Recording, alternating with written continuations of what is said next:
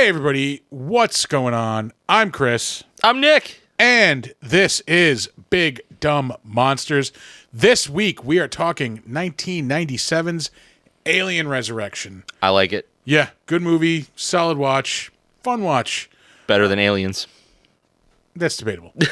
It's not better than the best Alien movie. Anyway, moving on. It's definitely not better than Alien. Yeah.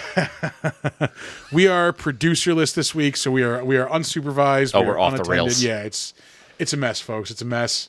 But no, like I said, we're talking some Alien. We're talking some Xenomorphs. Yeah. We're having a good time. We're having some booze. Wino forever. Wino forever, just like Johnny Depp says. Well, just like Johnny Depp's arm says, anyway. So I hope you enjoy it. Big Dumb Monsters talking about Alien Resurrection. Enjoy the show.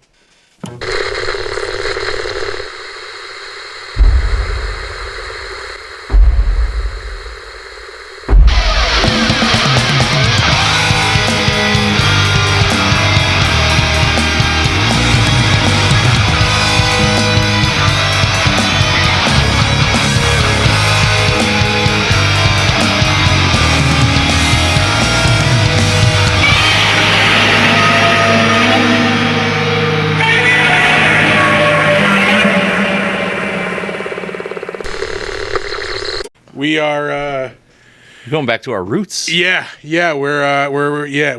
producering it this week. It's That's a weird phrase. it is very no weird. producering. No producer. We're also drinking wine this week. No produce. Yeah. Give a shout out to this delicious wine, Di Matteo Vineyards Black Eye wine. Goddamn delicious. That's juice. That's juice. It tastes like cherry juicy juice. It is. I'm not a wine person. Obviously, we are beer people on this. That's because this doesn't taste like wine. This tastes like juice. Yeah. It is delicious. If you can get your hands on it somehow, I recommend it. It's only available in New Jersey. Yeah. You can't ship it to New York, unfortunately. But wanted to give him a shout out because this is delicious. It's bad. It's bad news. Yeah. But anyway, this week we're talking Alien. We're talking Alien Resurrection. Yes, we are. Specifically. Yep. This is the third one of these movies we've done. 3 out of 4. Yeah, we haven't done 3. Yeah. And we haven't done anything past Resurrection. Past that. So this is the last Ripley movie. Certainly is. I didn't realize that till today when I was watching it. I'm like, this is the last one she was in. Yeah. Yep. And when I was thinking that, I kind of would like to see where this Ripley goes, this hybrid Ripley. Yeah. I kind of would like to see that, but we never got that, unfortunately. No, I mean you almost kind of didn't get this one, which is, I think it's pretty notorious. Sigourney Weaver wasn't really feeling doing this movie. Yeah. Until. Fix my mic. Yeah, until pretty close to production, I think. Okay. Because I do remember, when I was a kid, when the third one came out, and her going around making the talk show circuit, just being like, "Oh, okay, I'm finally done with this." Yeah. Because there was finality in the third one. She fucking died. Yeah, exactly. She died. But yeah, they found a way to bring her back. Yeah, like we do with all good heroes. Yeah. I don't know, overall, I really do enjoy this movie. This is prime. Are you? No, Arthur, we're not going to be okay. Arthur's in the chat. We are children unattended right now. Arthur is off in, I was about to say Seattle. Nope. He was off in Boston, sorry. Enjoying the weekend, leaving us here unattended, operating all this stuff on our own. Yeah. Look at this. I can even, look, Art Cam pointed at me today. Pointed at me. You're the new Arthur. Yeah, we have all the other cameras, though. Yeah, everything's working. Not that we're going to be switching, because we're going to be so focused on, This is why we have a producer in the first place. We'll do segment shifts, and that's about it, I think. Yeah. Other than that, we're just going to roll the way we normally do. Fuck it.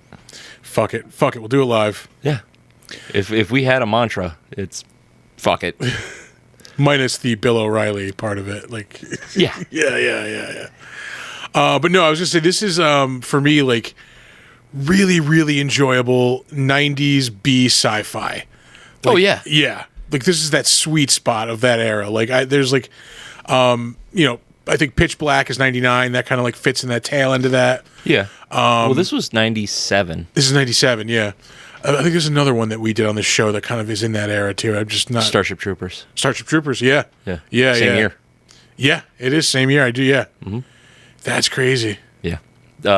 We'll get into it in the trivia because there's a little bit of a trivia fact. But like 1997 was a pretty fucking big year for sci-fi. Yeah. Tom, our past guest, commented on our Facebook post on this. He was pretty sure that him and I saw this at this is back when he was the projectionist at the old like Cinema 10 behind Northway Mall, like two things that don't exist anymore. Yep. Cinema 10 and the Northway Mall. Yeah. And that job. Yeah. He's like, I'm pretty sure we saw that with blue tickets, which I'm pretty sure we did. But that means seeing it with blue tickets means we saw that with the free roll of passes that Tom had procured. Blue. Yeah. Anyway, I'm a fan of this movie. Yeah. It's not my I most. should probably start the movie. Yeah, sure. It's not my most That's what favorite. happens when we're left alone. Yeah, it's not my most favorite in the series. It's not my least favorite, but it's right there in the middle. It's got really, really great practical effects and really kind of cringy CGI. Yes, But that was the time, I guess. one of the CGI, like the notably bad CGI effects, is later on in the movie when all the soldiers are like escaping. Yeah. They're jumping into like the escape pods, and like you see the one alien like crawl up into the pod. It looks like a video game is crawling up into the fucking pod. It was bad. What I do love about this movie, though, is the tone. Like, just like how dark the subject material is. Yeah. How creepy everything looks, and just like the way the ships are set up. Everything is dark and tight, and just like it's right there. It's right in the sweet spot. Yeah. I love like it captures that like it's just an industrial like military ship. Yeah. Like it has that feel. Everything's cold and just metal and like dark.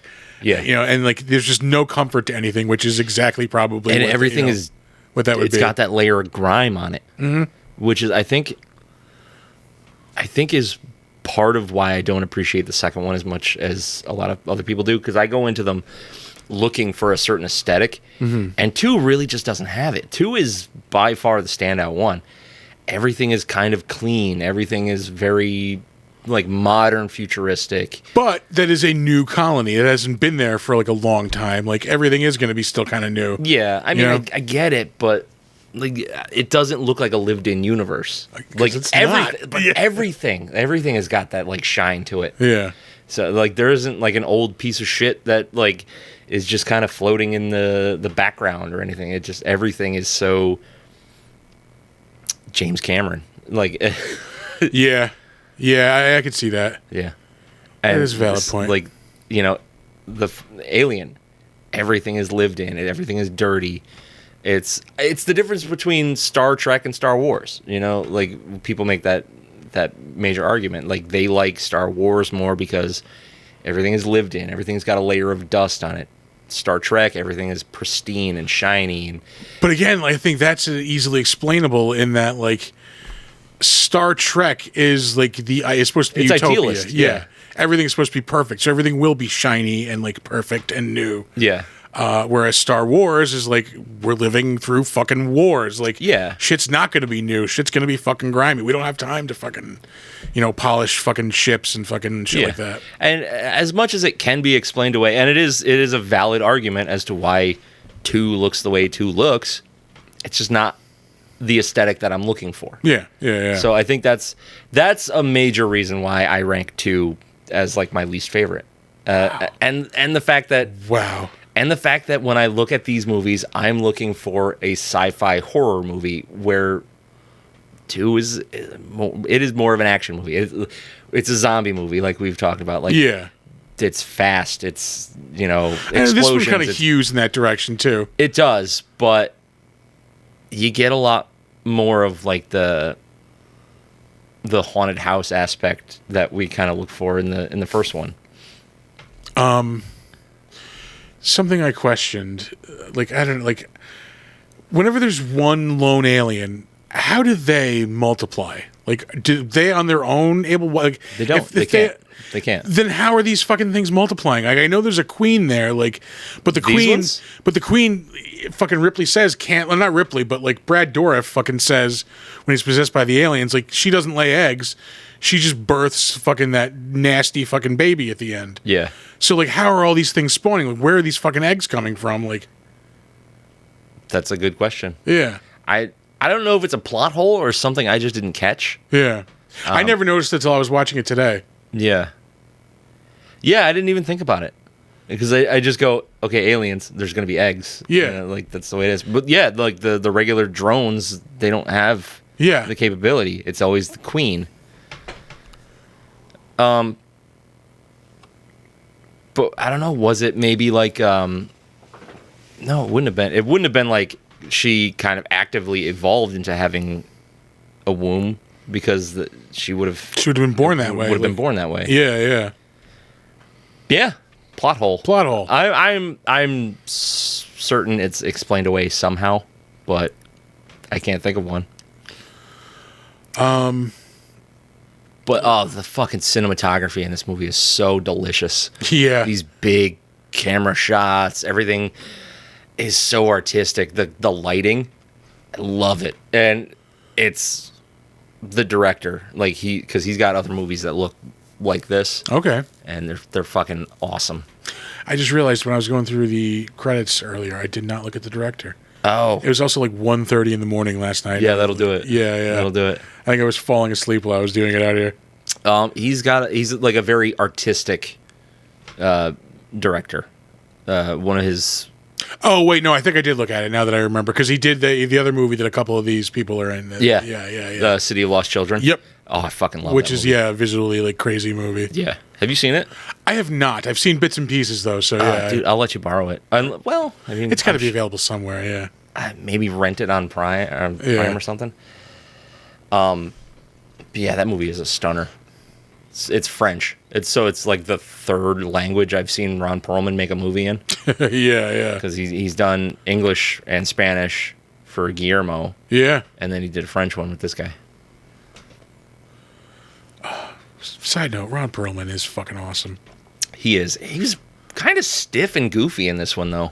Yeah, like he starts didn't off have with like that monkey man kind of thing, and then like that character kind of like melts away, like he's just a dickhead. Yeah, he was. Yeah, but his performance, like his line deliveries, got weird in the movie. Like, it just didn't really seem natural. 'Cause Ron Yeah. Perlman's typically got that just kind of smooth shit to him. Well, like he's the comedy relief in this movie, so like maybe that was like an awkward thing for him, maybe. Yeah, it could have been. Yeah, because he's never really like, this is pre Hellboy, so he's not used to like being in that position. I would Yeah, say his timing is off. I think. Yeah. pre Hellboy, pre Blade 2. Blade 2 would have been 2 years later. Would it? No, No. yeah, Blade 2 was like 99 because Blade 1 was 97. When the fuck did the third one come out? That had to have been like 2001, 2002, maybe. Jesus. Yeah. 2004, maybe, like the latest. No. Yeah.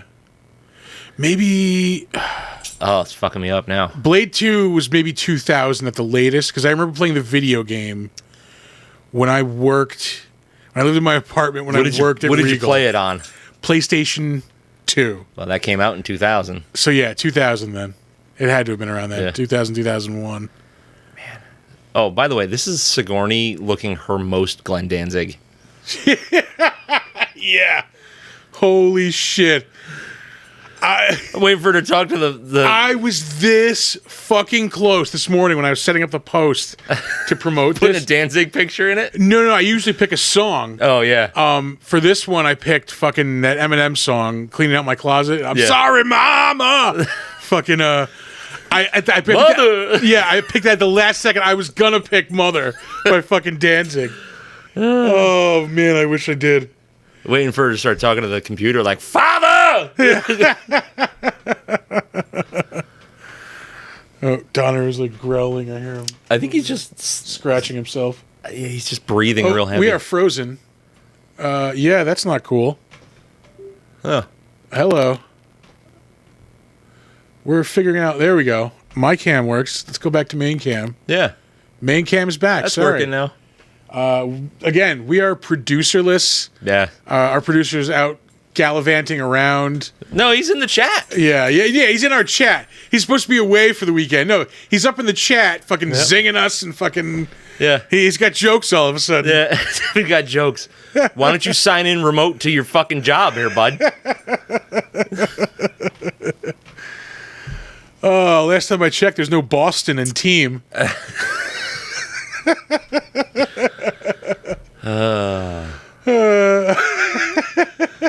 We are supporting you. It's whatever. Whatever. Yeah. Fucking Brad Dourif, man. He's so good. Yes, yeah. Fucking Brad Dourif. This is like the third or fourth movie we've done that he's shown up in, maybe?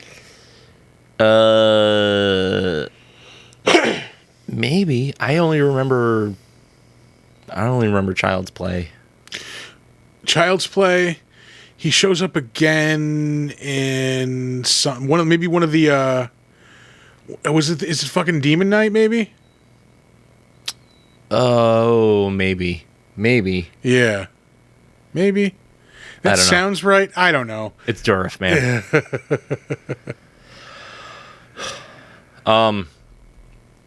He's such a fucking weirdo.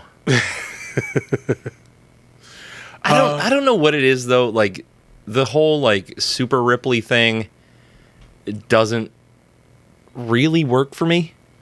Like I get it and I understand it, but like I don't know. It's not great because like the reason you love Ripley is because she's a normal person who is just like really good at surviving and getting through things and thinking on her feet and acting. And now she's got superpowers, so she can just kind of do whatever. So it works for the movie. It doesn't work for me for the character. I think they had to have been thinking that maybe this is just a trend in Hollywood at the time of going big and like over the top for sequels. Because this is also the same year we get Batman and Robin. Like, this is, that just fucking, like, what the fuck craziness of it all. Like, so for this, like, Alien 3 was fucking dour as fuck. Like, I love how grim that movie is. Yeah. I fucking love that. It's a good movie, don't get me wrong. I will say, though, I think it's number 4 for me of these original 4. 3? Yeah. Really? Yeah, and again, not a bad movie, just fucking... Yeah, it's just the way you rank them. Yeah. As much as I talk shit about Aliens, it's a good movie. Like, we've talked about this. We reviewed the goddamn thing. I reviewed it well. It's a good, enjoyable movie. Just my least favorite. Yeah, it just doesn't play to your tastes. Yeah. Yeah. For me, this one is... We're going to have, like, red wine lips, I feel like, for the rest of this purple episode. Teeth. Yeah, Purple teeth, babe. Alien Resurrection is my third favorite. I would rank that at number 3. All right. And Alien 3, Resurrection, Aliens. All right. I'm still Aliens. Alien. Like begrudgingly put it at number 2? Just because I love it so much? No, because like I am ranking it on it is a great, like, because it's the opposite for me. Like this movie and Aliens play to my tastes more than like Alien and Alien 3. And I can see that. I understand that. So like for me, I don't want to rank this movie above Alien. Like, as much as I love this movie, like as much as like I don't favor Alien out of these, like right. I am going to acknowledge it is a superior, far better film. Exactly. Yeah. The craftsmanship that went into that movie was much higher. Yeah, but no, if we sat down and said we're watching one of these two movies, I'm picking Resurrection. Like, no shit. Yeah. That would not be the case for me. Like, not at all. See, I don't know. Like, Alien, I don't think is a movie you can watch with, like, people. Like, this you can kind of tune in and out on. Like, this is, like, a good group, like, hangout party movie, Like, yeah, and Aliens works the same way. Yeah. They're Whereas both, Alien, like, you have to be, like, engaged in it. They're fast. They're action-packed. They're, really high caliber effects. And I get that. It just, I don't know. When I want this universe, I want creepy. I want a burn. I want you know, like, I want shit to be like spooky. Yeah. And until you see, I want Jaws of aliens. You know what I mean? All right. This cast is really, really good. This cast is fucking stacked, man. Like, I don't necessarily care for the characters. all right, I can see that. But there's a lot of good character actors in this movie. Like, yeah. They're they're all just kind of playing what they're good at, which is fine. But they're not giving each one enough time to really develop. Like, you see Ron Perlman a ton. You see Winona Ryder a ton. Yeah. You know, I forget his name. The guy in the wheelchair. Oh, fuck. I don't remember. Yeah. But, like, you see him for, like, I don't know, maybe 5 minutes the whole fucking movie. Yeah. Actually doing things, not just being, you know, wallpaper.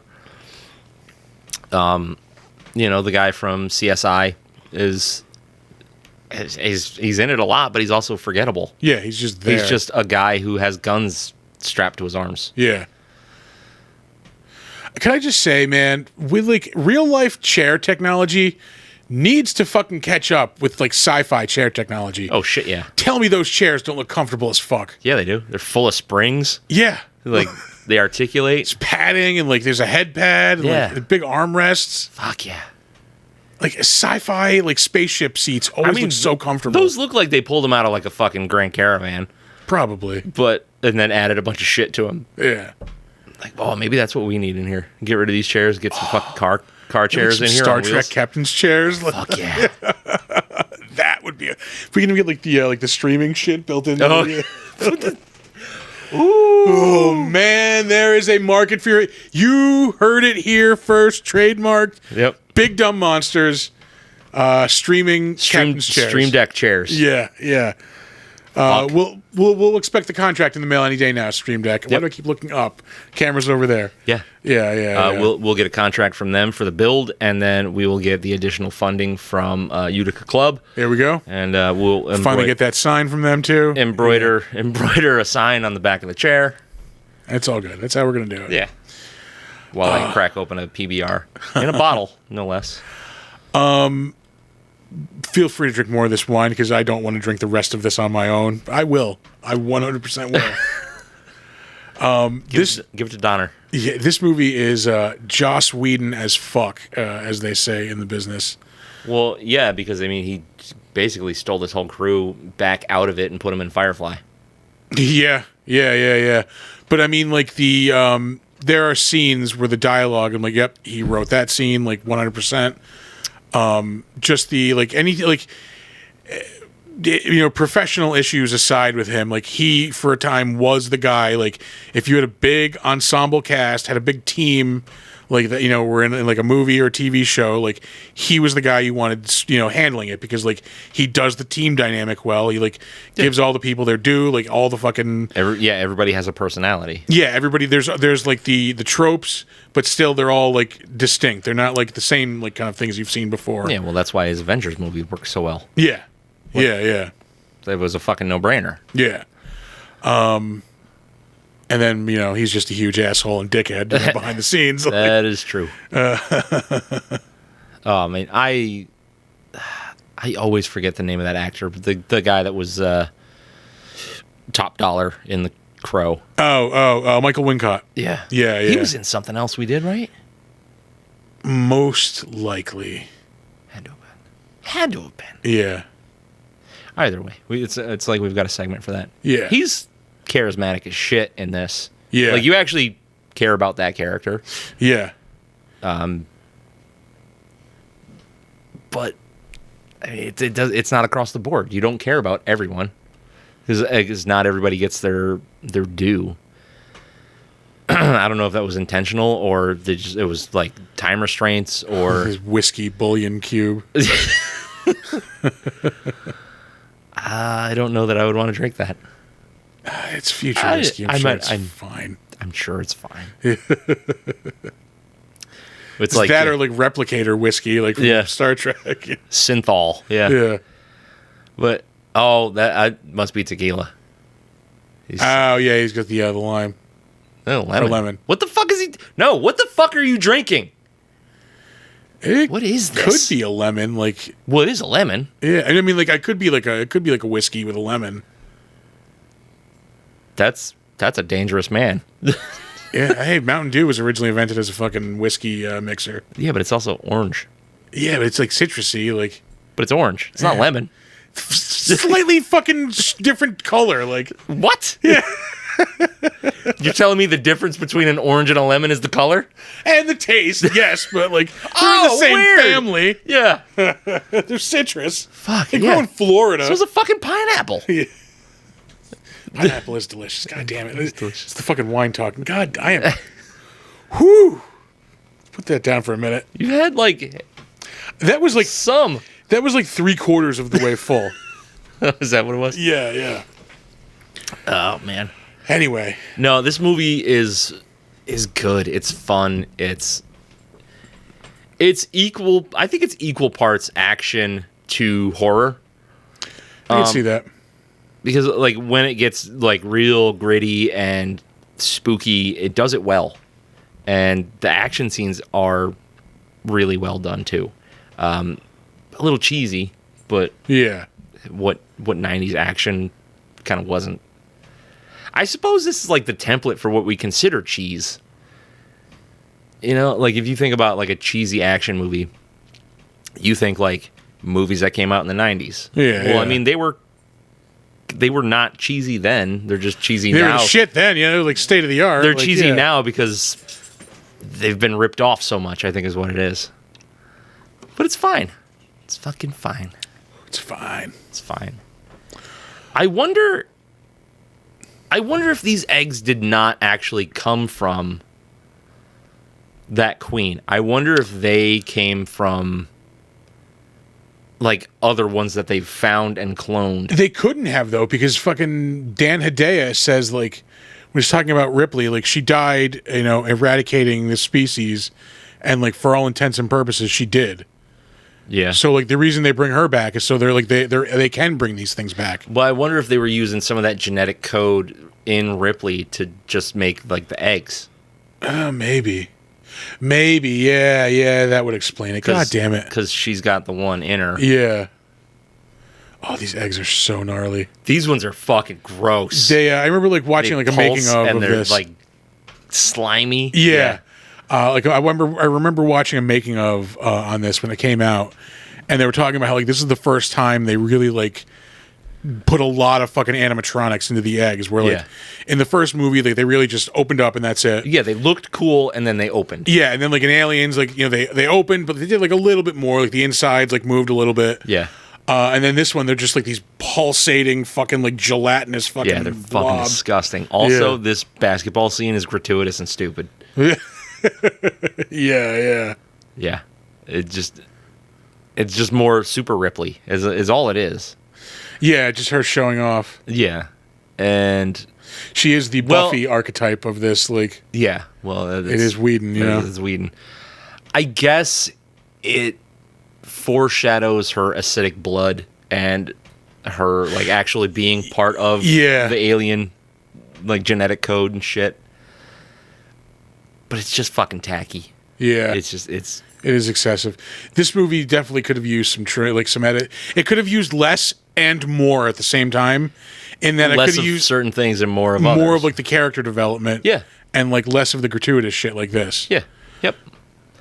I mean, this is why you like Ron Perlman's character so much, because he gets scenes like that. Yeah. You get more of him. You get that he's like kind of a pervert, but he's also cheeky and funny, but he's also a badass and shit like that. I don't know.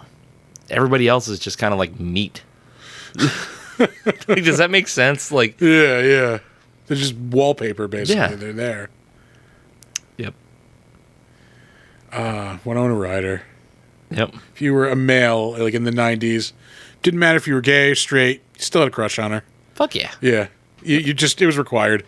It was the same with certain age groups in Christina Ricci. Yeah. The way it is. Yeah. You just dealt with it. You go, well, that's a thing I like. Yeah. What else can be said about this? How long have we been? I don't know. Who gives a fuck? Oh shit! Like 34 minutes. Yeah, it's. We can do ratings. We can do ratings. Do you want to yet? You still want to hash out some shit on this? We can still hash out. Well, I got no place to be. I want to hash out some more shit. Yeah. I want to hash out a little more shit on this. All right. All right. Hash away. Hash it away. Oh wait, time out. Yeah, I was gonna say gratuitous butt shot. Yeah, but it's great, so I'll let it slide. Fucking Michael Wincott's just going to town on that feet. Just getting it. I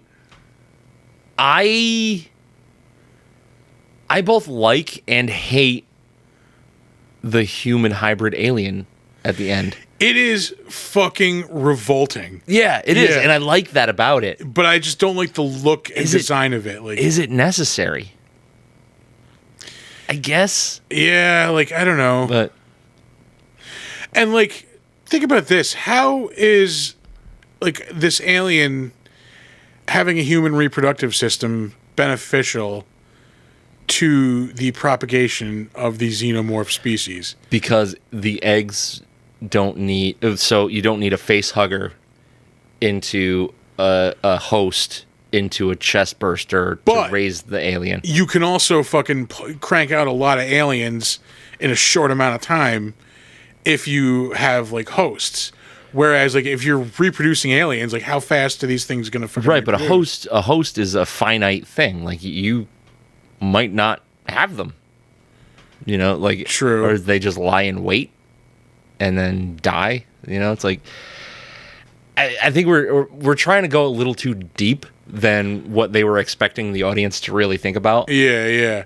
But I'm just thinking, like, how long would it take to breed a swarm of aliens, like, you know, reproductive human-wise, like, as it would, you know, if you were just having all these eggs that you could fertilize in mass amounts every, you know, in short bursts. I mean, it's exactly what they did in Aliens. Yeah. There was a shitload of eggs, there was a shitload of space marines, then there was a shitload of aliens. But in this one, what I'm really curious about is so if it has a more human-like reproductive system, so it has a uterus, who's fertilizing that? Yeah, does this thing have to fuck like to make aliens? That's another thing I was thinking about. Like, I don't know. Yeah, like, or are they? Is it just like self-fertilizing? Is it? Yeah. You know, is it? What's the word I'm looking for? Hermaphroditic. You know? Yeah. Like, there's a word for like self-replicating. I don't remember what it is. I don't remember. Who cares? Yeah. No one cares. Hit us up with that info, super nerds. Yeah, yeah. I don't know. For me, I dig on this movie mostly for the vibe and the quality of the look. Yeah, see, look how awesome this fucking alien looks. The practical one, like. Yeah. Weird that they went with like really thin, runny slobber on this movie instead of like the more traditional like KY jelly. KY jelly. Yeah. I mean, it's fine. I like that they show them learning.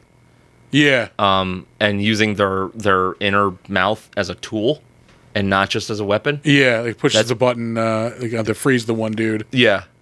This is a really good show. Just watching the knife fucking like QVC thing. Yeah, and stupid little moments like this where Winona Ryder's trying to pick up the cup with fucking boxing gloves on. Like, that humanizes your characters. Like, that's the shit that most movies miss. Yeah. Like, we need a little more of that in this movie. Like, it's here, it's fine, it works, but this is like the only instance of it. Well, this also plays into her overall goal of like, she's there to fucking like get information to fucking kill Ripley. Right. She is fucking putting them off of her trail right now. Like, yeah. You know, right now, like, just, you know, me being annoying, like I always am. Yep, sorry. Just like, the annoying kid. Yeah, so they're not going to be inquisitive about what she's doing. Yeah. Yeah, Kaylee. I mean, Call. Yeah. Yeah, John or Jane. Yeah. Oh, fuck yeah. Jesus Christ. Yeah, dude, it's not hidden. It's not subtle. Yeah. He just went, I'm going to reuse these. I do like this, but don't understand it. I don't know if that's like a DNA spray that she's spraying on the orbital lens. It's gotta be. But it doesn't work like that. Like if and she's picking random ones too. Like why would it like be a random? Why wouldn't it be like a specific person? Like per each thing. I don't get it. I don't understand it. It looks cool and it seems rad, but it makes no logical sense.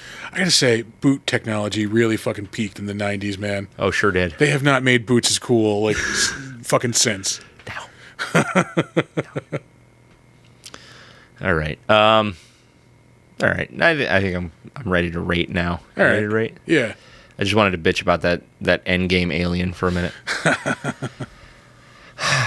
All right. Let's throw down some numbers on this sumbitch. Jesus Christ. I gotta go.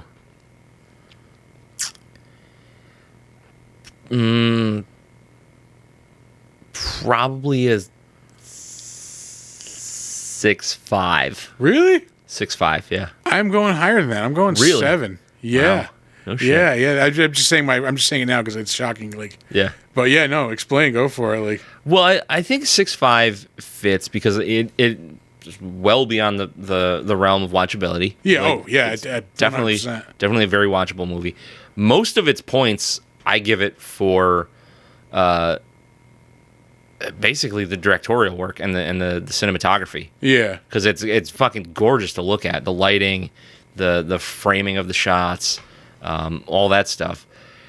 The actual story itself, I couldn't really. Not great. Like, I don't care. Yeah, it's fine. It's a cool like 90s sci-fi cloning story because cloning was like the hot shit in the 90s. This is right around the time of the Spider-Man clone saga. Oh just yeah, nerd fucking sci-fi. Sure were.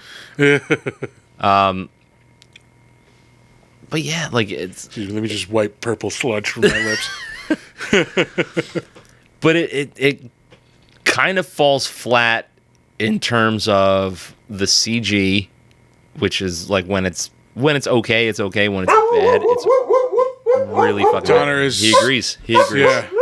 He is passionate about one thing, and that's CGI. Yeah. He's a practical effects kind of guy. Real world, fucking. All jokes aside, back like in pandemic, remember when that Harrison Ford version of Call of the Wild came out?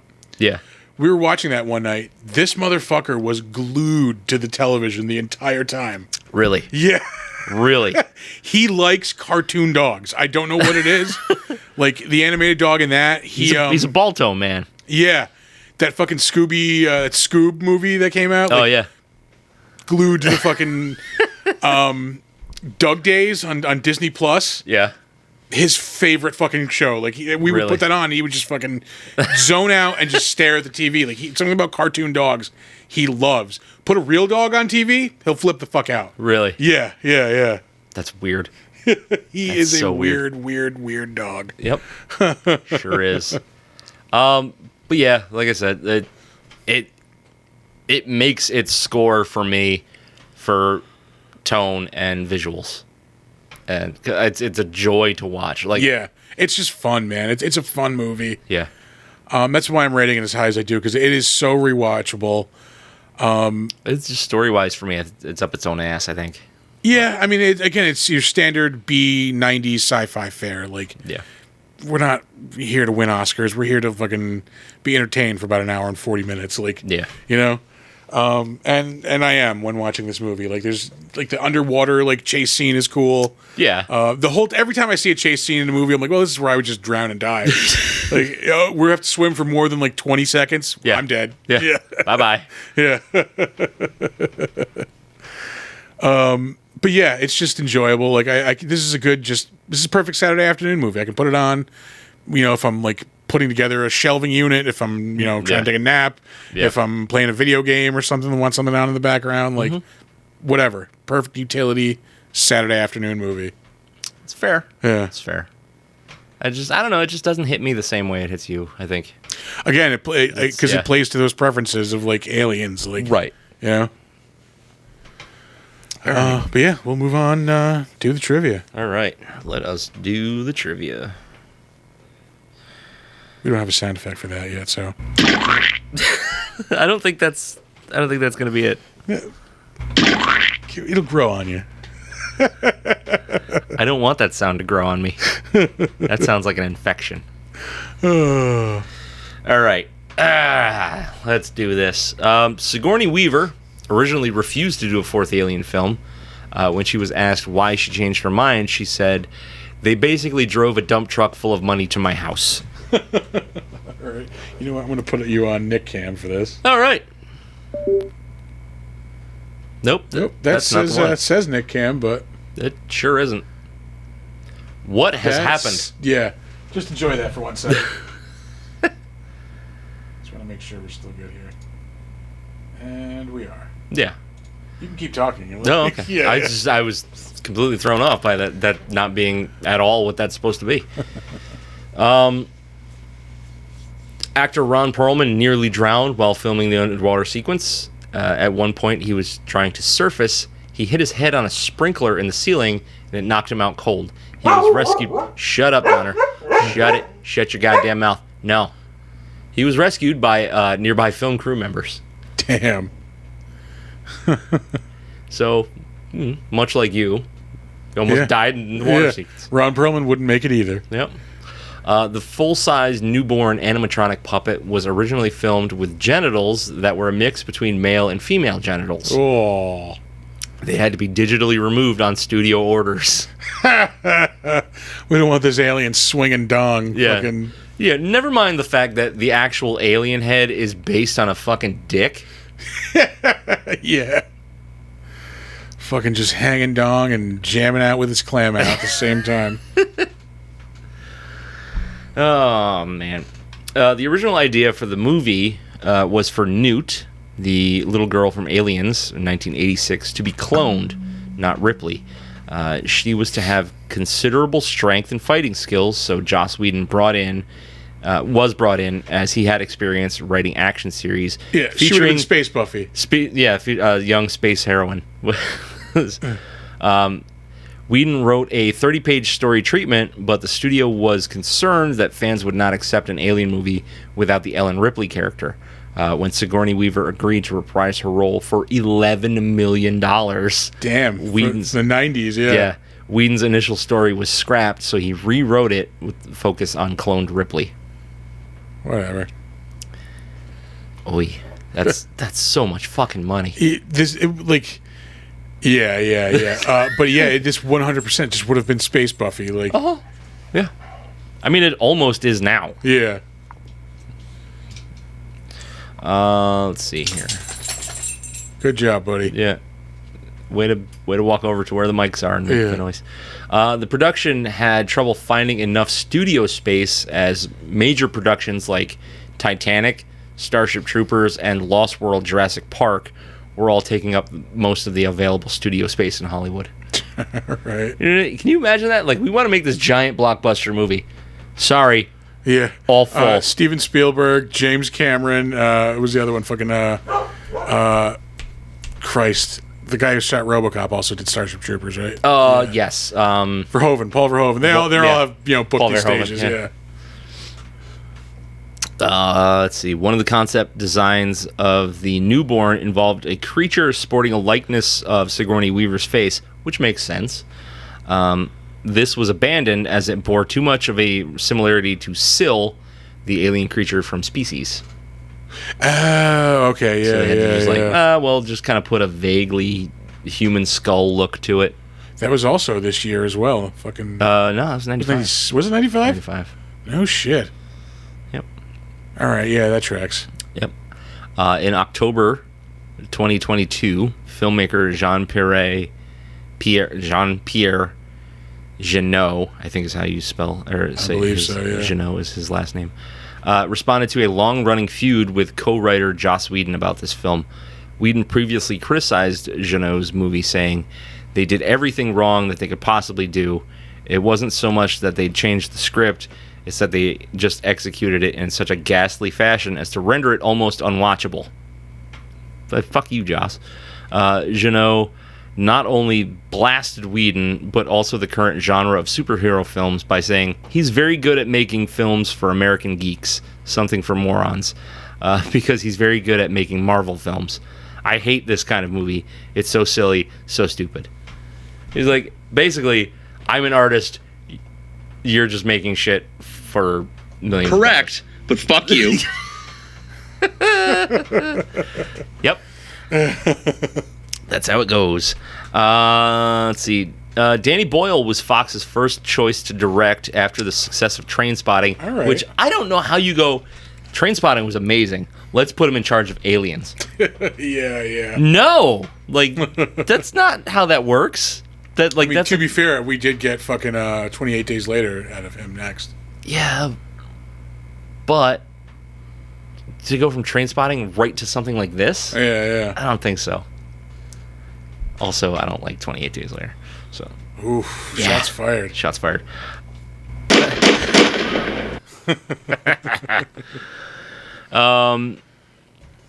Let's see. Yeah. So after his success in Trainspotting, he and screenwriter, frequent collaborator John Hodge turned it down because they couldn't agree with the studio on a storyline and chose to work on A Life Less Ordinary instead. Oh, fuck, that movie was terrible.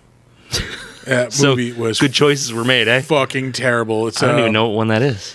Ewan McGregor and Cameron Diaz. Oh crap! I just happened to think about this movie the other day. Weird. Yeah, it is so fucking dumb. The ending. He like kidnaps her, I think, if I remember correctly, Yeah. and I think he's like a bank robber or something. I just remember like they fall in love, of course. Oh, sure. At the end, he gets shot in the fucking heart, and like just survives because he loves Cameron Diaz. Like, he's literally walking around with a hole in his chest, like, no, I'm going to be fine. Like, I love her. It's great. We're good. Like, yeah. I've never seen it, and I can it's tell you piece of that's a piece of shit. Yeah. Yeah. Fuck that. All right. Oh, we missed the video game Alien because this is Dan Hedaya rolling the grenade into the... Yeah. It's fucking silly. I love how the escape pod looks like the Voltron fucking like launch sequence when they all get into the pod that go down the fucking tubes. Yeah. Oh, man. That's bad. That's so bad. All right, this is our last trivia fact for the night here. The film originally ended with the Betty landing on Earth and Ripley and Call viewing the ruins of Paris. The scene was shot, but the idea was abandoned for the theatrical release. When Jean-Pierre Jeunet was invited to create a special edition of the movie, the idea was revived and the scene's visual effects finished. All right. Although I've never seen that ending, so I don't know what they did with it. Yeah, me neither. Unless it's like in a deep cut special features I'm kind of pretty thing. sure I've seen like a director's cut of this. I don't remember that though. Yeah, well, I think everything in the quadrilogy was like director's cuts. Question: was Paris in ruins before they crashed the ship into it? Because that explosion is gigantic. Earth shattering. Like, That killed so many people. She's like, we saved the Earth. You killed millions of people. The world is on fire now. Like, it might have been better off with the aliens on it. Ooh, I'm just gonna put the cork back in this mother effort because Doing a number on you? yeah, 3/4 of us. So I can't even do it. Yeah, no, we're good. Yeah. So we will move on to the next segment, which I have a sound clip for somewhere. Do you? Yeah. I know you. I know you. I knew you. I knew. Get it together, Martin. But you ain't you. Ah, there we go. Yeah. All right. We will start off, of course, as we always do, with director Jean-Pierre Jeunet. Let's just go with Jeunet. that. Yeah, Jeunet. probably Jeunet. I was saying Jeunet, but Yeah. I'm an idiot. I don't speak French. He's probably most well known for Amelie, I would say. Like, that movie was really big when it came out. Yeah. 2001. You know, as much as I like weird, obscure movies, I've still never seen it. Same here. It's too, like, cutesy for me. Like, That's not even my problem with it. Yeah. I don't know. I just never got around to it. It's always been like, oh yeah, I want to check that out. Put it on the list. Never got to it. Yeah, just never got there. Aside from that, yeah, his other most well-known movie is probably The City of Lost Children, which, again, is like visually just way, way out there. Probably Delicatessen, too. Delicatessen. I've never seen that one. That one. Blah, blah, blah. I've seen some of it. I've never seen the whole thing. Yeah. Yeah. Oh, that dude who plays the guy in the wheelchair's in it. Yeah. I think he's in a bunch of his movies. Yeah. He's in City of Lost Children. Spoiler on the rest of this segment. Yeah. But yeah, that's really it. A lot of he's mainly a French director, so it's a lot of stuff like our audience probably would not be familiar with. Unless you're really into artsy French movies. Yeah, not to slight you guys. I'm just saying, like, we're talking to the monster kids here. Yeah. We will move on, of course, to our star, Sigourney Weaver, who we have talked about before in the previous Alien movies. Yeah. I mean, she is Ellen Ripley. That's probably the biggest thing she's known for. Dana Barrett and Ghostbusters also, another big one. She's in 6 upcoming movies. Yeah, I mean, I guess Avatar sequels. Yeah, I guess if you're like a newer to her work, you know her from Avatar. Avatar, yeah. We won't go too far into her because we've covered her a couple of times. Yeah. She is in like one quick scene in the new Ghostbusters, so she'll probably be in the new one. She was in Gorillas in the Mist, and that was like another like big role for her that she's known for. That was huge for her. And that was like not too long before this one. Yeah, I want to say that was like 80 something. Was it? Yeah. Oh yeah. We'll get there. Jesus Christ! Now that we're locked into this. Yeah, every time I think of that movie, I think of it coming out in the fucking early mid-90s. We have also talked about her in The Cabin in the Woods. Yes. Paul, she was in that movie. That was a pretty enjoyable movie. It's fun. Kind of forgettable, yeah. Yeah. With Simon Pegg and Yeah, Nick Frost. I saw it once and then I was done with it. But I'm glad I saw it the once. Yeah, I enjoyed it. Wally, let's see. What were we? Oh, Gorillas in the Mist. Yeah. She was in an episode of Futurama, which, again, I will say I'm really enjoying the revival of that show. Yeah. I just can't bring myself to watch any more of it. Oh, it's good. It acknowledges the ending. Yeah. And then just moves on. Oh, she was in Galaxy Quest as well. Oh, yeah, Galaxy Quest. We went right past the thing we were looking for. Sure did. Yeah, Gorillas in the Mist. 88. Jesus Christ. 1980. I was going to say 86, but no, 88. Well, apparently I'm an idiot. We will move on. Winona Ryder. Again, if you were a male in the 90s, automatically just had a crush. Yep. I mean, what is she most well known for? Probably Girl Interrupted. I mean, now at this point, Stranger Things. Yeah. But I mean, Heathers, Beetlejuice. Yeah. Edward Scissorhands, any number of like classic movies. She is in the upcoming Beetlejuice 2. I don't know how I feel about that. I really don't. I'm not gonna sit here and say, I'm not gonna watch. No, I'm gonna watch it. I'm 100% gonna watch it. Yeah. Whether it'll be good or not is up for debate, but yeah. I hope it is. Like I sincerely want it to be. Yeah. But we'll see. I don't remember her in Haunted Mansion, but apparently she has an uncredited role in that. Let's see. She was in a couple episodes of Drunk History. She was in Frankenweenie in 2012. Did a voice in that. Excuse me. She was in Black Swan in 2010. Still have not seen it. Like, there's nothing there that I need in my life. It was a good movie. It's just, it was just intense psychodrama, Yeah. Yeah. That's just not my style. Yeah. She played Spock's mom in the 2009 J.J. Abrams Star Trek reboot. Oh, that's right. Ooh, Scanner Darkly. Scanner Darkly, that's the rotoscoped movie. Yes. Animated over live action film. She was in Zoolander 2001, Girl Interrupted, Alien Resurrection, The Crucible with Daniel Day-Lewis, that was 96. I just watched There Will Be Blood again this week for the first time in a while, and God, I love that movie. I didn't see it. You have not seen There Will Be Blood? I have not. I swear to God, that movie is made for your tastes. Oh, really? Yeah. I think what happened was like at that point, that was coming out, and No Country for Old Men was coming out at the same time. There's no comparison. And I'm not saying there's a comparison, but like they came out at the same time, and everybody was talking about them and talking them up and talking them up and talking them up. And then I saw No Country for Old Men, and I was like, "Oh, this bad move sucks," and nobody knows what they're talking about. No, there will be blood. It's not a movie where like it's not like a high in action movie. Like there's not like a it's not like It's that. just like intense, right? It's intense. Yeah, fucking Daniel Day-Lewis is just acting his ass off. When does he not? Yeah, for real. Yeah. But I mean, like the scenes are just fucking intense. Okay, And it's just oh god, I love that movie. I'll have to watch it. Yeah. He is just a stone cold fucking bastard in that movie. Like, Yeah? Yeah. Yeah, maybe that's what I'll do tomorrow. Yeah. I like, dude, I cannot recommend that movie enough. That's a movie I have to I can't watch it often, but like I have to just dust it off every few years and just fucking savor it. Like, yeah.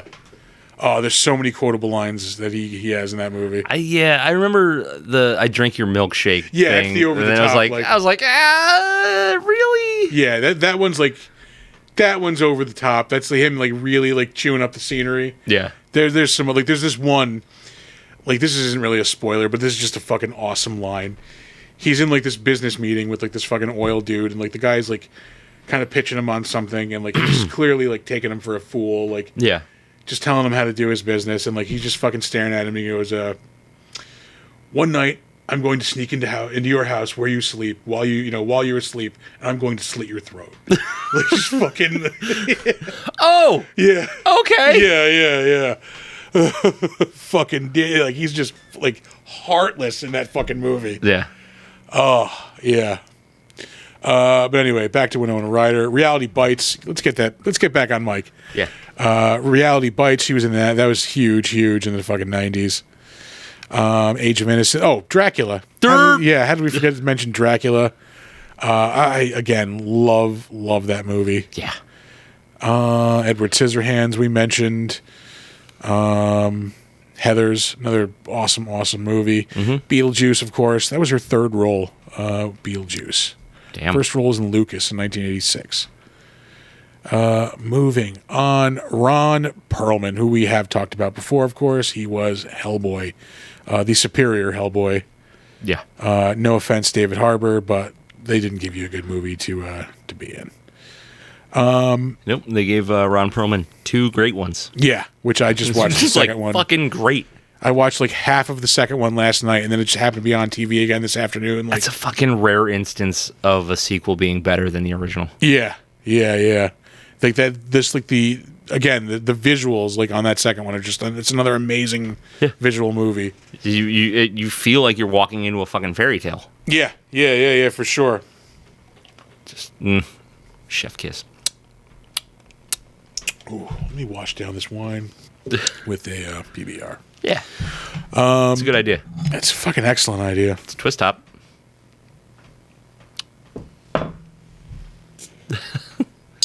Look at that. Yeah. That's it's the one thing the PBR's got over the Utica Club. 4 clubs. 7 of spades. Oh, well. See how that goes. Mm-hmm. Anyway, Ron Perlman, yeah, I mean, what is he most known for? Sons of Anarchy. Yeah. I mean, Hellboy. Yes, Hellboy, Sons of Anarchy. Anything with Guillermo del Toro, anything that he's involved in, Ron Perlman will be there. Mostly. Not everything. Yeah. Mostly. But yeah, for the most part. I don't believe he was in Crimson Peak, and he wasn't in Pan's Labyrinth. I don't think so. But yeah. But he was in He Chronos. doesn't show up for a second in that, speaking Spanish. In what? Pan's Labyrinth. I don't think so. I mean, maybe, but I don't think so. Yeah. It is almost as if we are looking at a list of his credits. Yeah. Come on, you got to do it off the fucking top of your head. I still have not seen that Guillermo del Toro's Pinocchio. I really want to see that. I haven't either. Is that kid friendly? Do you know? I don't know. I know it's pretty intense. I don't.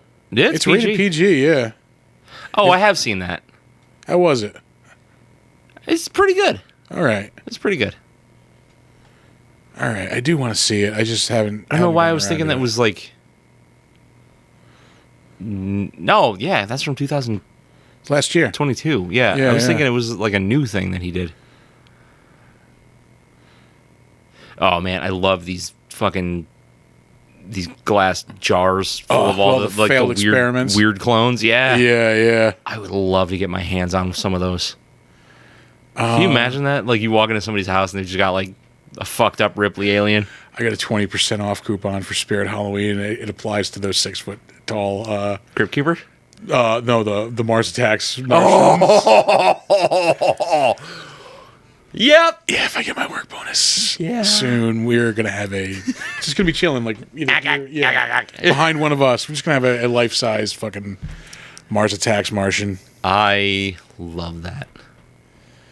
Yeah, we are still going through Ron Perlman's filmography. Yeah, he's Trying to figure out if he was in Pan's Labyrinth. Hannibal Chow, of course, in Pacific Rim. so good. Has anybody seen my shoe?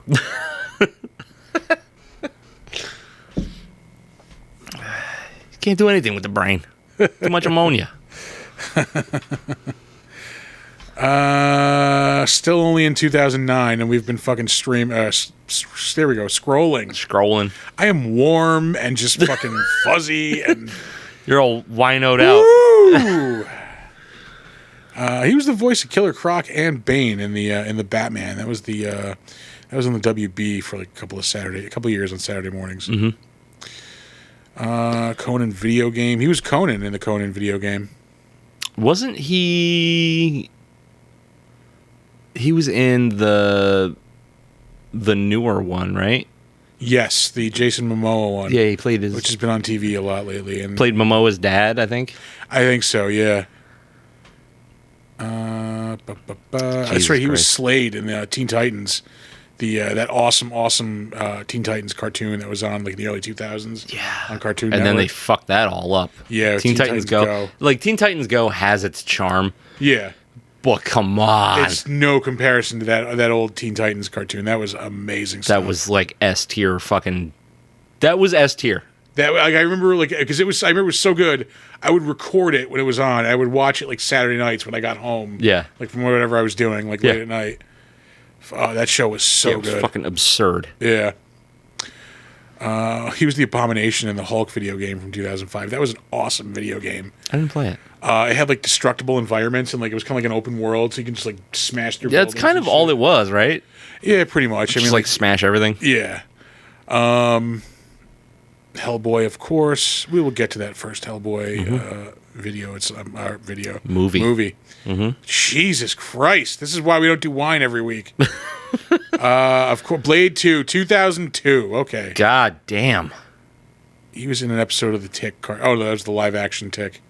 I thought that was the cartoon. Mm-hmm. That cartoon was 90s perfection as well. I loved that cartoon. I don't remember what we were even actually looking for. Oh shit, that's right. He was in Titan AE.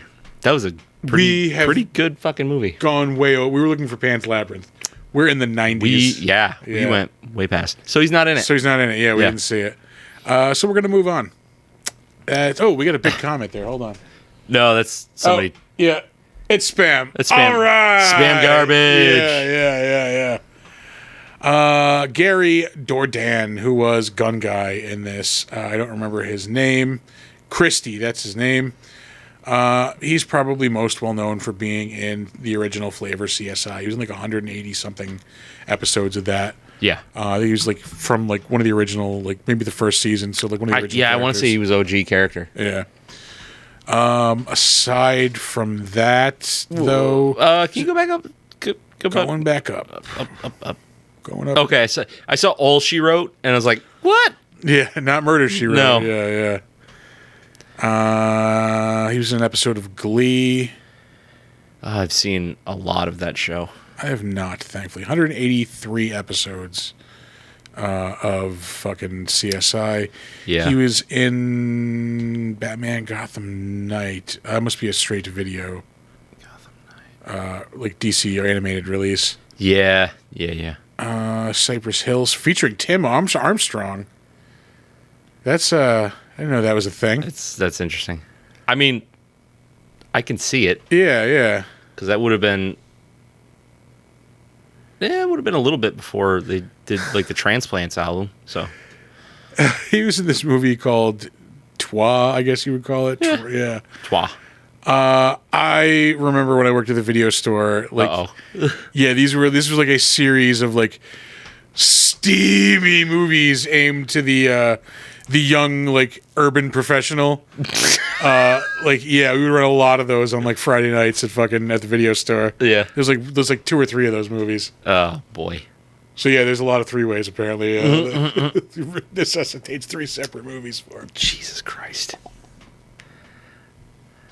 I mean, whatever pays the bills. The PBR is just cutting through the fucking wine sludge. Cutting right through? Yeah. We are still going through Gary Dourdan's stuff. He was in an episode of Lois and Clark. That is not the Office. That's a 90s Office, which is different. That's weird. Yeah. 95. He's in Weekend at Bernie's 2. He's in 15 episodes of A Different World, The Cosby Show. You're just going to skip over the fact that he was Black Jesus in the Biohazard and Onyx Judgment Night video? I didn't even notice it. He was All indeed. Black Jesus, I'm trying to die. Moving on, we have Michael Wincott, another like awesome character actor. He was just recently in Nope. He's like the wildlife photographer that they get to try to film the UFO. Yeah. He's probably most well known as Top Dollar in The Crow. Oh, fuck it. Yeah. Feel like a little worm on a big fucking hook. Hey, who am I? Caw, bang, fuck, I'm dead. I do believe we broke her. The movie is amazing, and I do not want any fucking new one. Remake, yeah, just don't touch it. Just leave it the fuck alone. Shouldn't have even had a sequel. No. In hindsight. Definitely anyway. shouldn't have had 3 sequels. Yeah.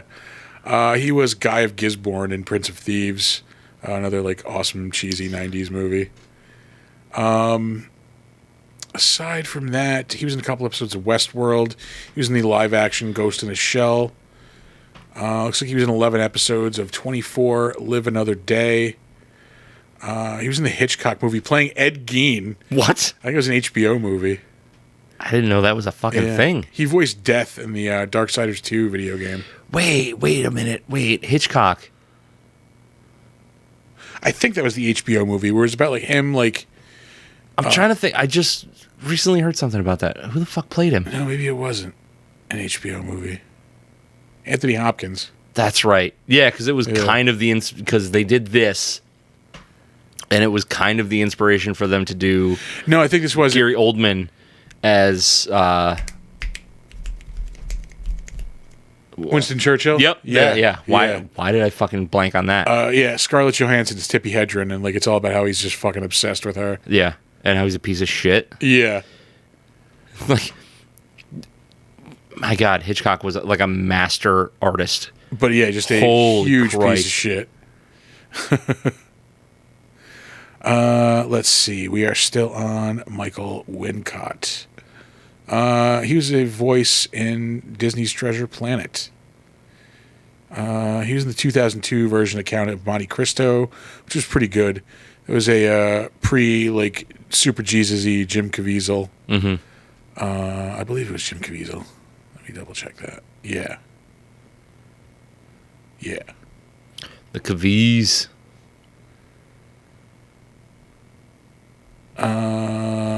Let's see. He was in Basquiat in 1996 about the artist Basquiat. He was in Strange Days in 1995. I got to rant for a minute. Like, rant away, man. I get Basquiat being like interesting, like as a person. He was fascinating. Yeah. His fucking art blows. It fucking blows. Yeah. I don't understand why people like that style of art. And I don't know, like, yeah, everybody likes something different, but like, what the fuck, man?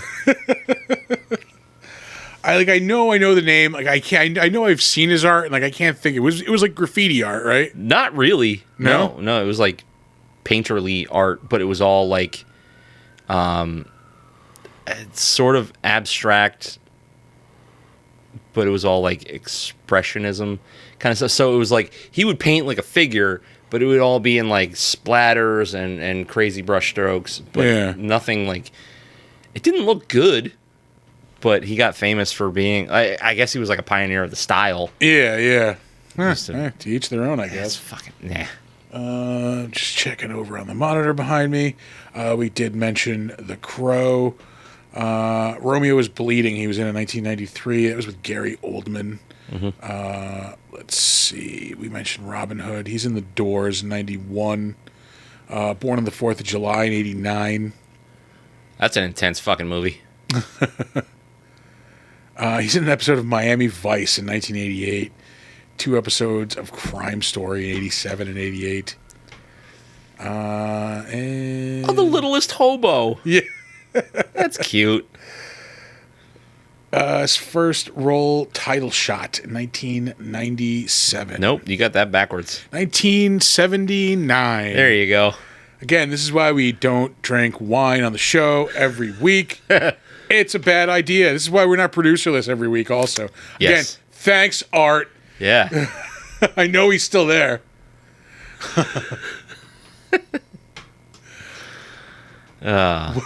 Kim Flowers. Oh, she was the... No, I'm looking at his comment. I assume once we purchased lots of iTunes. He's not even commenting well now. Yeah. Anyway, Kim Flowers.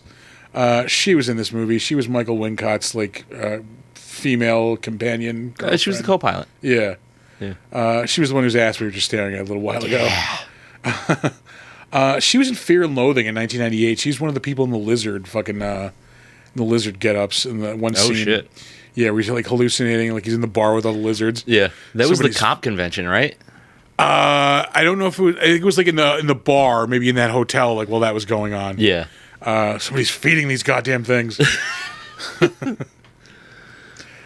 She was in Clear and Present Danger in 1994. She hasn't acted since 1998. Yeah, no. Did she die? Wings. I did the same thing when I was doing is Or she she just dead? No, retire. she's still alive. Yeah. She made that fucking network money on Pensacola and just cut out. You used to watch that show. She's probably got those that sweet Quantum Leap residuals. Fucking A. Rolling in. 2 episodes. She was. Crime Story shows up again. Wow. 1987. We will move on from there. Dan Hedaya, another just character actor. You've seen this dude somewhere before. Yeah. He's probably most well known as fucking Nick Tortelli in Cheers. Carla's scumbag ex-husband. Yeah. So he's fucking what's her name's dad in fucking in Clueless. Clueless. Yeah. Alicia Silverstone. Yep. Let's see. He was in 2 episodes of Gotham. Alicia Silverstone was another 90s crush. It was pretty universal. Yeah, you were assigned that crush as well. He was in Fantastic Beasts in 2016 and Where to Find Them. Yeah. Shows up in an episode of Last Week Tonight with John Oliver. Let's see. He was in fucking an 80s goddamn action classic. Oh, hell yeah. Commando. He's the head bad guy in that. Let's see. He is in Mulholland Drive. Swim Fan. 2002.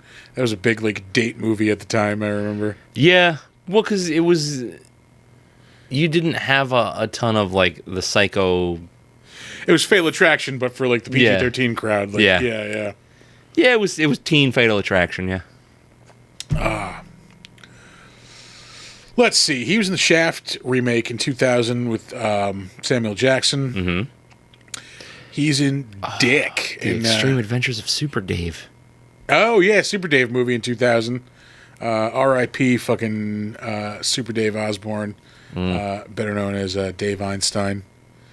Yeah, Dick, 1999. He played Richard Nixon in that. He was in the Night of the Roxbury movie in 1998. Ugh. Yeah. Ugh. Oh, hey, look at that. He's in A Life Less Ordinary in 1997. Oh, boy. Fuck, I hate that movie. He's in... Now, do you hate the movie or do you hate the way the movie ended? It was a weird, like, it was just over the top, quirky, like, romantic comedy. Okay, so And then, it was like not good up until the really not good ending. Yeah. I just did not enjoy it. I remember seeing that, like, with a group of people, and we were all like, "What the fuck was that?" Yeah, fucking turd burglars. Yeah. He is in Marvin's Room in 1996 with Robert De Niro. Daylight, also in 96 with Sylvester Stallone. So that was the one where they were trapped in the subway tunnel, right? Yeah. I was like the Lincoln Tunnel, maybe, or something like that. Yeah, something like that. He's in Ransom in 96 with Mel Gibson. First Wives Club. He had a big 1996. Yeah. He was in Freeway with Kiefer Sutherland and what's her name? Reese Witherspoon. What else? Clueless in 95. He's in The Usual Suspects in 95. Also To Die For with Nicole Kidman. Is that fucking... Yeah, Maverick in 94 with Mel Gibson again. Fucking James Garner. I can watch that whenever. Just Oh. whenever that's on, I'll watch that. Ooh. Another Midnight Run? And it's a TV movie. Ooh. I don't like anything about this right here. No. Yeah. That's all bad. Yeah. Let's just keep going. We're not even going to look Jesus. at that. Let's see. Searching for Bobby Fischer, 93. Rookie of the Year, 93. Hey, did you know that, like, while Bobby Fischer is very famous for being a chess prodigy, he's also a giant piece of shit? Yes. Okay. Yeah. He's like a Russian, like, fucking, like, sympathizer or something. Isn't Russian he? sympathizer. He's very, like, anti-Jewish, if I remember correctly. I believe you are correct on that. Yeah. Yeah. Yeah. Not good. It's not good. Not a good look, pal. Nope. Benny and June in 1993. Cheers shows up. Of course, he's in 6 episodes. He's only in I 6 love Benny and episodes June. of that. Benny and June's a great movie. I don't know if I've ever seen that. It was big at the time. Yeah. That was Johnny Depp, where he thinks he's Buster Keaton, right? Basically. Yeah. That was the tie-in. The song was 500 Miles by Yeah. the Proclaimers. Yeah. Yeah, he was only in 6 episodes of Cheers, but that was enough to get him his own spin-off from that show. Interesting. He's in Pacific Heights in 1990, which is a really good movie. I remember. Haven't seen it in a very long time. Yeah. One of the few, well, not really anymore. I was say few times where Michael Keaton was like a bad guy. But at the time, that was like one of the few times he was a bad guy. Yeah. Because he was the Vulture in fucking Spider-Man: Homecoming. And he's been a bad guy in a few other things, I believe. He's in Joe vs. the Volcano in 1990, which is a weird fucking movie with Tom Hanks and Meg Ryan. I don't think I ever saw that one. It's super surreal. Yeah. He is like working for this company. He's like kind of like a depressed, like hypochondriac, and like I think the company he like goes to his doctor. His doctor tells him like he's gonna die. He has this rare disease. He's gonna die. Yeah. So like, he decides he's just gonna like spend like the rest of his life like going on this like crazy trip to this place. No, I'm sorry. His company comes to him, says, "We need you to like settle this land deal for us in like the South Pacific. You have to go throw yourself into this volcano to like What? appease these." It's very like surreal and like over the top. Like it's like a satire type of thing.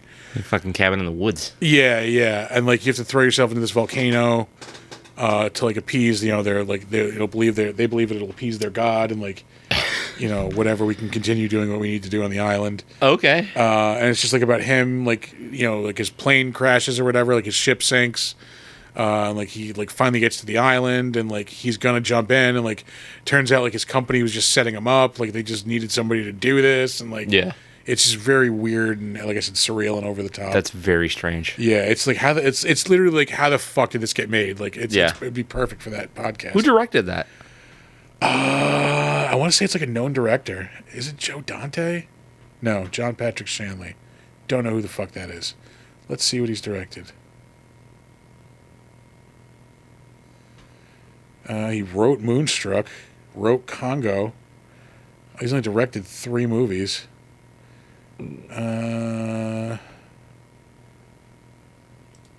Okay.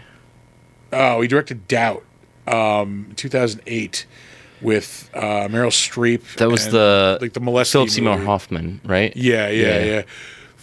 Interesting enough, the molesty fucking bishop from my fucking church died today. Good. Yeah. I hope he rots in hell. Yeah, super molesty.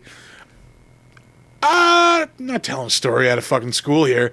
I have a friend who, like, he retired, but he's like a higher up in the Albany Police Department. Yeah. Apparently, they would chase him out of Washington Park regularly. Really? Fucking like getting blowjobs in the bushes and stuff. Fucking yeah. What you mean? That's fine. I don't care about that. Leave the kids alone. Yeah. Don't fucking parade around like you're fucking holier than thou. And Yeah.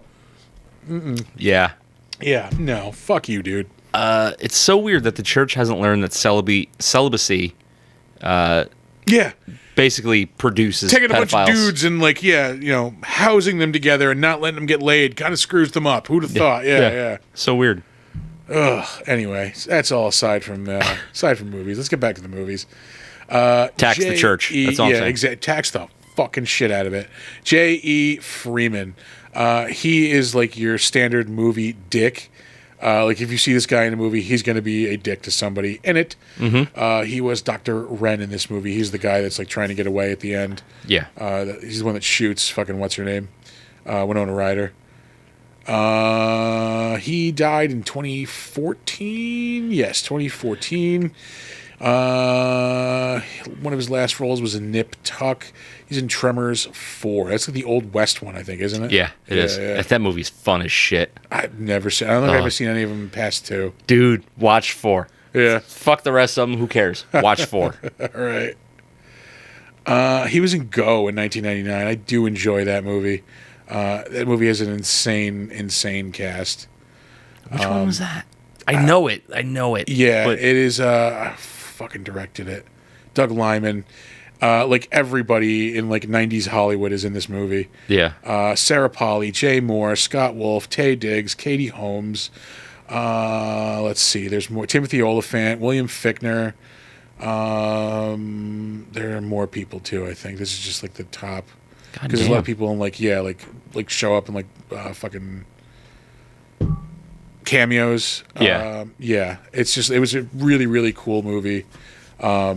It's just like one of those like ensemble like movies with like different like kind of chapters and like different people like they all kind of intertwine like by the end of it. Okay. Yeah. Timothy Oliphant plays like a drug dealer in that. Sick. Let's see what else. The Man Who Knew Too Little. He's in that. It's a Bill Murray movie, I believe. Yeah. This is another Tom working at Cinema 10 story.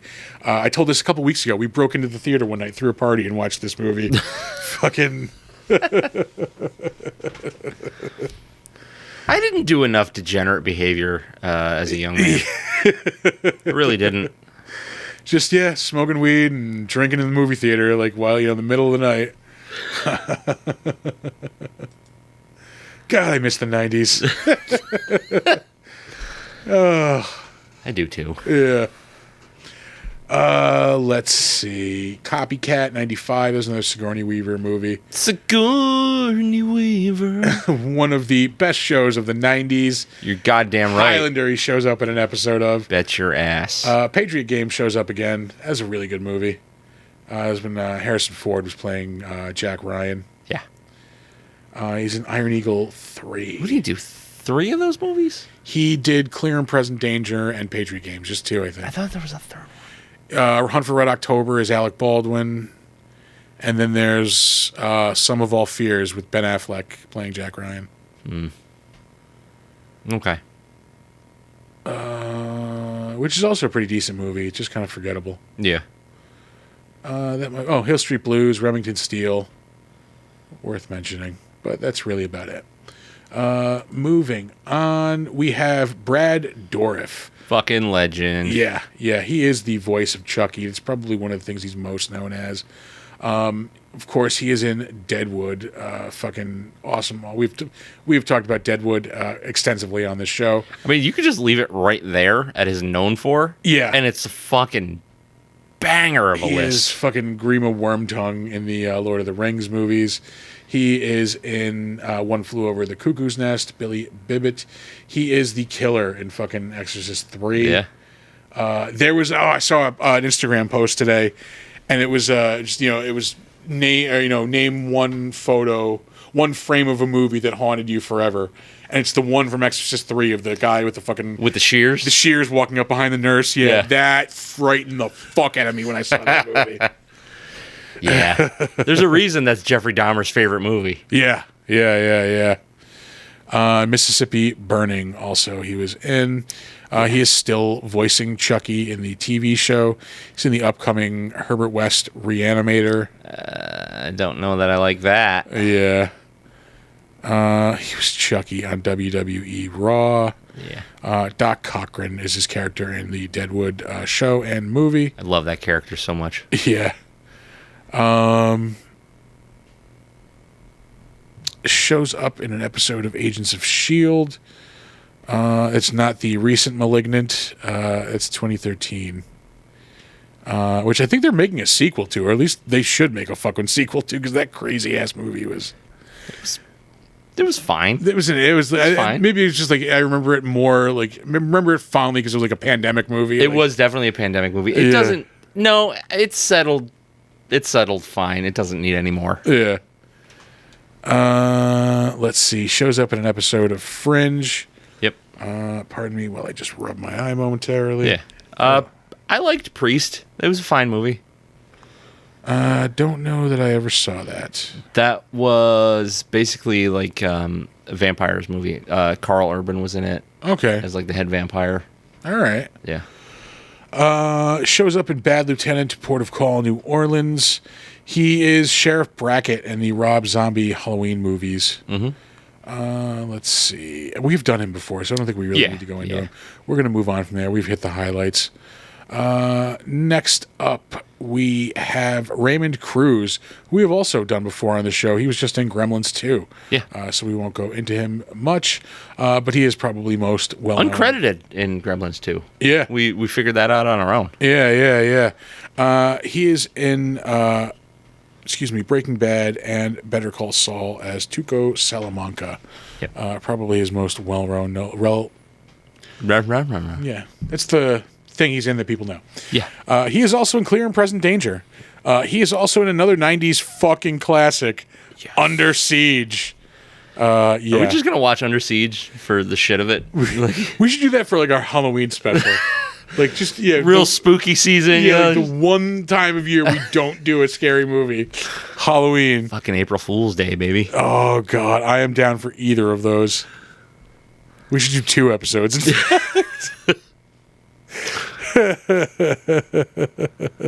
Yuck. I mean, Seagal is pretty much a fucking monster anyways. Real life monster, Steven Seagal.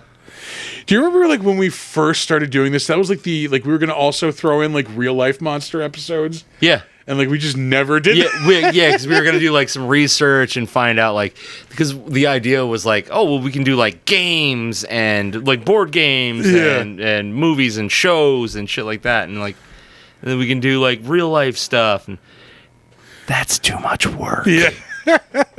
No, we'll stick with the movies. We'll just watch movies. Yeah. I completely forgot about that. Yeah. Yep. He's in Training Day as well. We're going to move on because we, again, have done it. He's in From Dusk Till Dawn 2. And it's again, a great subtitle. Texas Blood Money. Yeah. Great subtitle. Terrible fucking movie. Oh, I bet. Yeah. He's in an episode of The X-Files. He does show up in The Rock and The Substitute. Moving on, Leland Orser is another like character actor who shows up in a lot of shit. Is like, oh, that guy. Let's see. He is most recently he was in Amsterdam last year, which kind of got shit on when it came out. It was all right. Margot Robbie and fucking. I didn't love it. Yeah, it was boring. I can kind of see that. Like one, I don't know. Like there was like once like that plot kind of plays out, like it kind of pays off, but Yeah. I don't know if it justifies watching the whole movie. It's Yeah. He shows up as, in 10 episodes of Ray Donovan. Shows up in The Gambler, not the Kenny Rogers, no one to hold him, no one to fold him Gambler. No, just something else called The Gambler. He is in Taken 3. Did you ever watch the Kenny Rogers Gambler movies? I remember them being on TV, so I know I've seen bits and pieces of them, like in the 80s, but... I've never seen them, but I remember distinctly walking into A&G Video in Cohoes, and they had a whole fucking row of them. And I would Gambler, look at them. yeah. I would look at them every time and go, I'm going to watch these. And then just walk fucking right past them. Never watched them. Never, not a one. They were like movies like your grandparents were into, like in the 80s. Like, Yeah. I just never gave Oh, a you mean shit. like Kenny Rogers fans? Yeah. Mad TV had the best Kenny Rogers shit ever. Oh, God, yeah. This is Kenny Rogers Jackass. I forgot about that. Is that Will Sasso? Yeah, I'm Kenny Rogers. He's just like chugging milk. Like, oh, I would tear up a Kenny Rogers roast chicken right now. I got the fucking munchies, drunk munchies. I'm Kenny Rogers. This is Kenny Rogers Jackass. Oh, Fucking hair was everywhere. Drunk. big beard. He shows up in Saving Private Ryan, among other many people in that Kenny movie. Rogers? Yeah, oh Christ, that'd be amazing. NYPD Blue shows up a lot in these credits tonight too. Yeah. I just haven't really mentioned it because it's not something we hit on a lot. He's in Escape from L.A. in 1996. Love it. Independence Day, also 96. Shows up in 3 episodes of Married with Children. You know, I don't really love Independence Day. Like, that's a movie that just never really clicked for me. I just remember like it being big and like popular. It's a when it big came out. spectacle, and I respect it for what it is, but it's just like, I'm not gonna watch it. I'm not gonna choose to watch It's it. like back when you would go to a movie, like, because I remember this movie was like sold out and I went to see it. Like, Yeah. the concept of a sold out movie right now is so mind blowingly like quaint. That's fucking weird. Yeah, I remember like having to like hold seats and like fight to hold the seats because people, like people are coming. I swear, people are coming. Yeah. You get your jacket laid over the fucking Yeah. half the row. Yeah.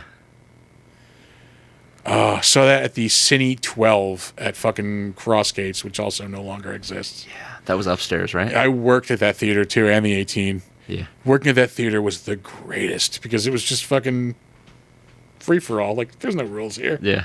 There's like 3 employees in the whole place. You might have worked with a cousin of mine. Who's your cousin?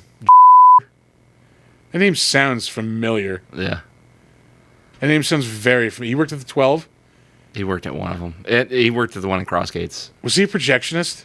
No. I think he worked the counter. Like ticket sales and shit. That sounds very fucking familiar. Yeah. It was also 20-something years ago. Yeah, sure was. Yeah. Shows up in an episode of Cheers. Shows up like all over the NBC like sitcom lineup. Empty Nest, which is a spinoff of Golden Girls, which he also showed up on. Mm-hmm. And that's really it for the notable stuff. We'll move on. Lastly, we have David St. James. He was in this movie. Was he the guy at the end here who had who woke up and had the alien in him? Possibly. Let's see. He was recently in How I Met Your Father. He's in a couple of the fucking, what's his name? The American Horror Story guy. Nip Tuck. Yeah. Yeah. I don't remember his name. Yeah. He's overrated. That guy. That guy. Fucking A, he is. He shows up as the Archbishop of Canterbury in an episode of Preacher. It was 2017. Shows up in 2 episodes of Community. Shows up in Transformers: Dark Side of the Moon. The Revenant. Is that no? Yeah, That's the bear movie. Yeah, yeah. No, it is not. That was just Revenant. This is the Revenant. Huh? It's not the one where fucking like an ice zombie. Like keeping our streets safe for the undead. He's a zombie cop. All right. Was there a reason I saved this fucking dude? I don't know. Drew Carey show, Bernie Mac show, Frasier, Alias. I don't know. Was he in an episode of our thing? He's in Donnie Darko. Fuck that movie. Will and Grace. Please tell me he's in the thing we were waiting for. Living Murder Single. One. There it is. Yep. Jurassic World. He's in LA Confidential. Mm-hmm. Again, News Radio. Yeah. Oh, that's an underrated sitcom. Fuck yeah. Oh, you want to talk about a fucking cast? Yeah. Yeah. Phil Hartman, man. God, I wish that guy lived. Yeah, that'd have been great. He's in Black Sheep in 1996 with Chris Farley and David Spade. It's an episode of Seinfeld, Beverly Hills 90210, Family Matters, ER. He's in Police Academy, Mission to Moscow. Ew. Fucking. It's the one thing he's not on is fucking Murder, She Wrote. Jesus, yeah. We don't get to use the sound effect this week. Days of Our folks. Lives. That'll do it for the Better Known As. God damn, son. Yeah. That was a short amount of people, but that was a long one. Yeah. Mostly yeah. from side tangents. Yeah, we did go off on a few tangents. Take the blame on that one. That was my bad. My bad. What else, folks? What else? I don't know. I don't know. We're on to the crapshoot. We're onto the crapshoot. We got a sound effect for that.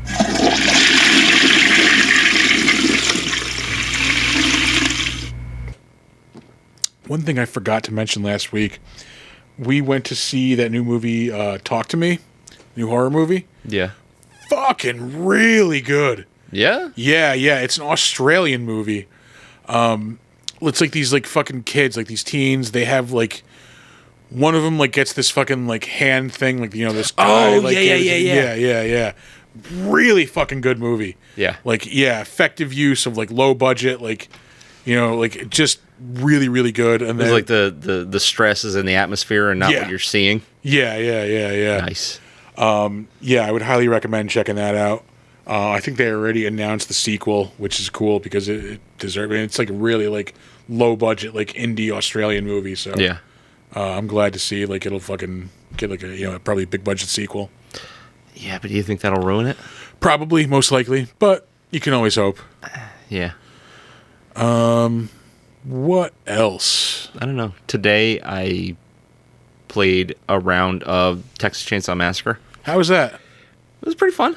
It's what do they call it? Asymmetrical. Yeah, one of you is the killer, and like everybody else is like has to like run away. Well, or, they break it up into teams, so you have 3 people from the family, okay. and you can choose which characters you want to be, and then there are 4 or 5 survivors. Okay. And so when you're in the family, you're trying to hunt them down and kill them, and then when you're a survivor, you're trying to do all these things to escape. So it's kind of like Dead by Daylight, All right. but Texas Chainsaw Massacre themed, which I am all about because I love that movie. Yeah. I have not seen the original one in a very very long time. I think it holds up better than you might think, Yeah. but it's not. It's not like It's an not over the top. everything you remember. Yeah, like gory horror movie. Like there are intense scenes. There's but it's really not like much blood in it at all. Yeah. No, there's I barely think there's any less blood than in a gallon of blood in that movie. it. Yeah, because they didn't have the budget for it. Basically, Yeah. like yeah.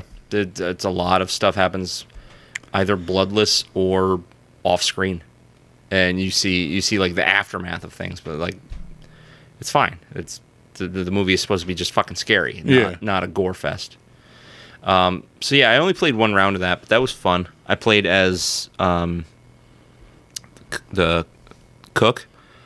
So in the original one, the guy that runs the gas station. Yeah. That guy. And everybody every character has like a special ability.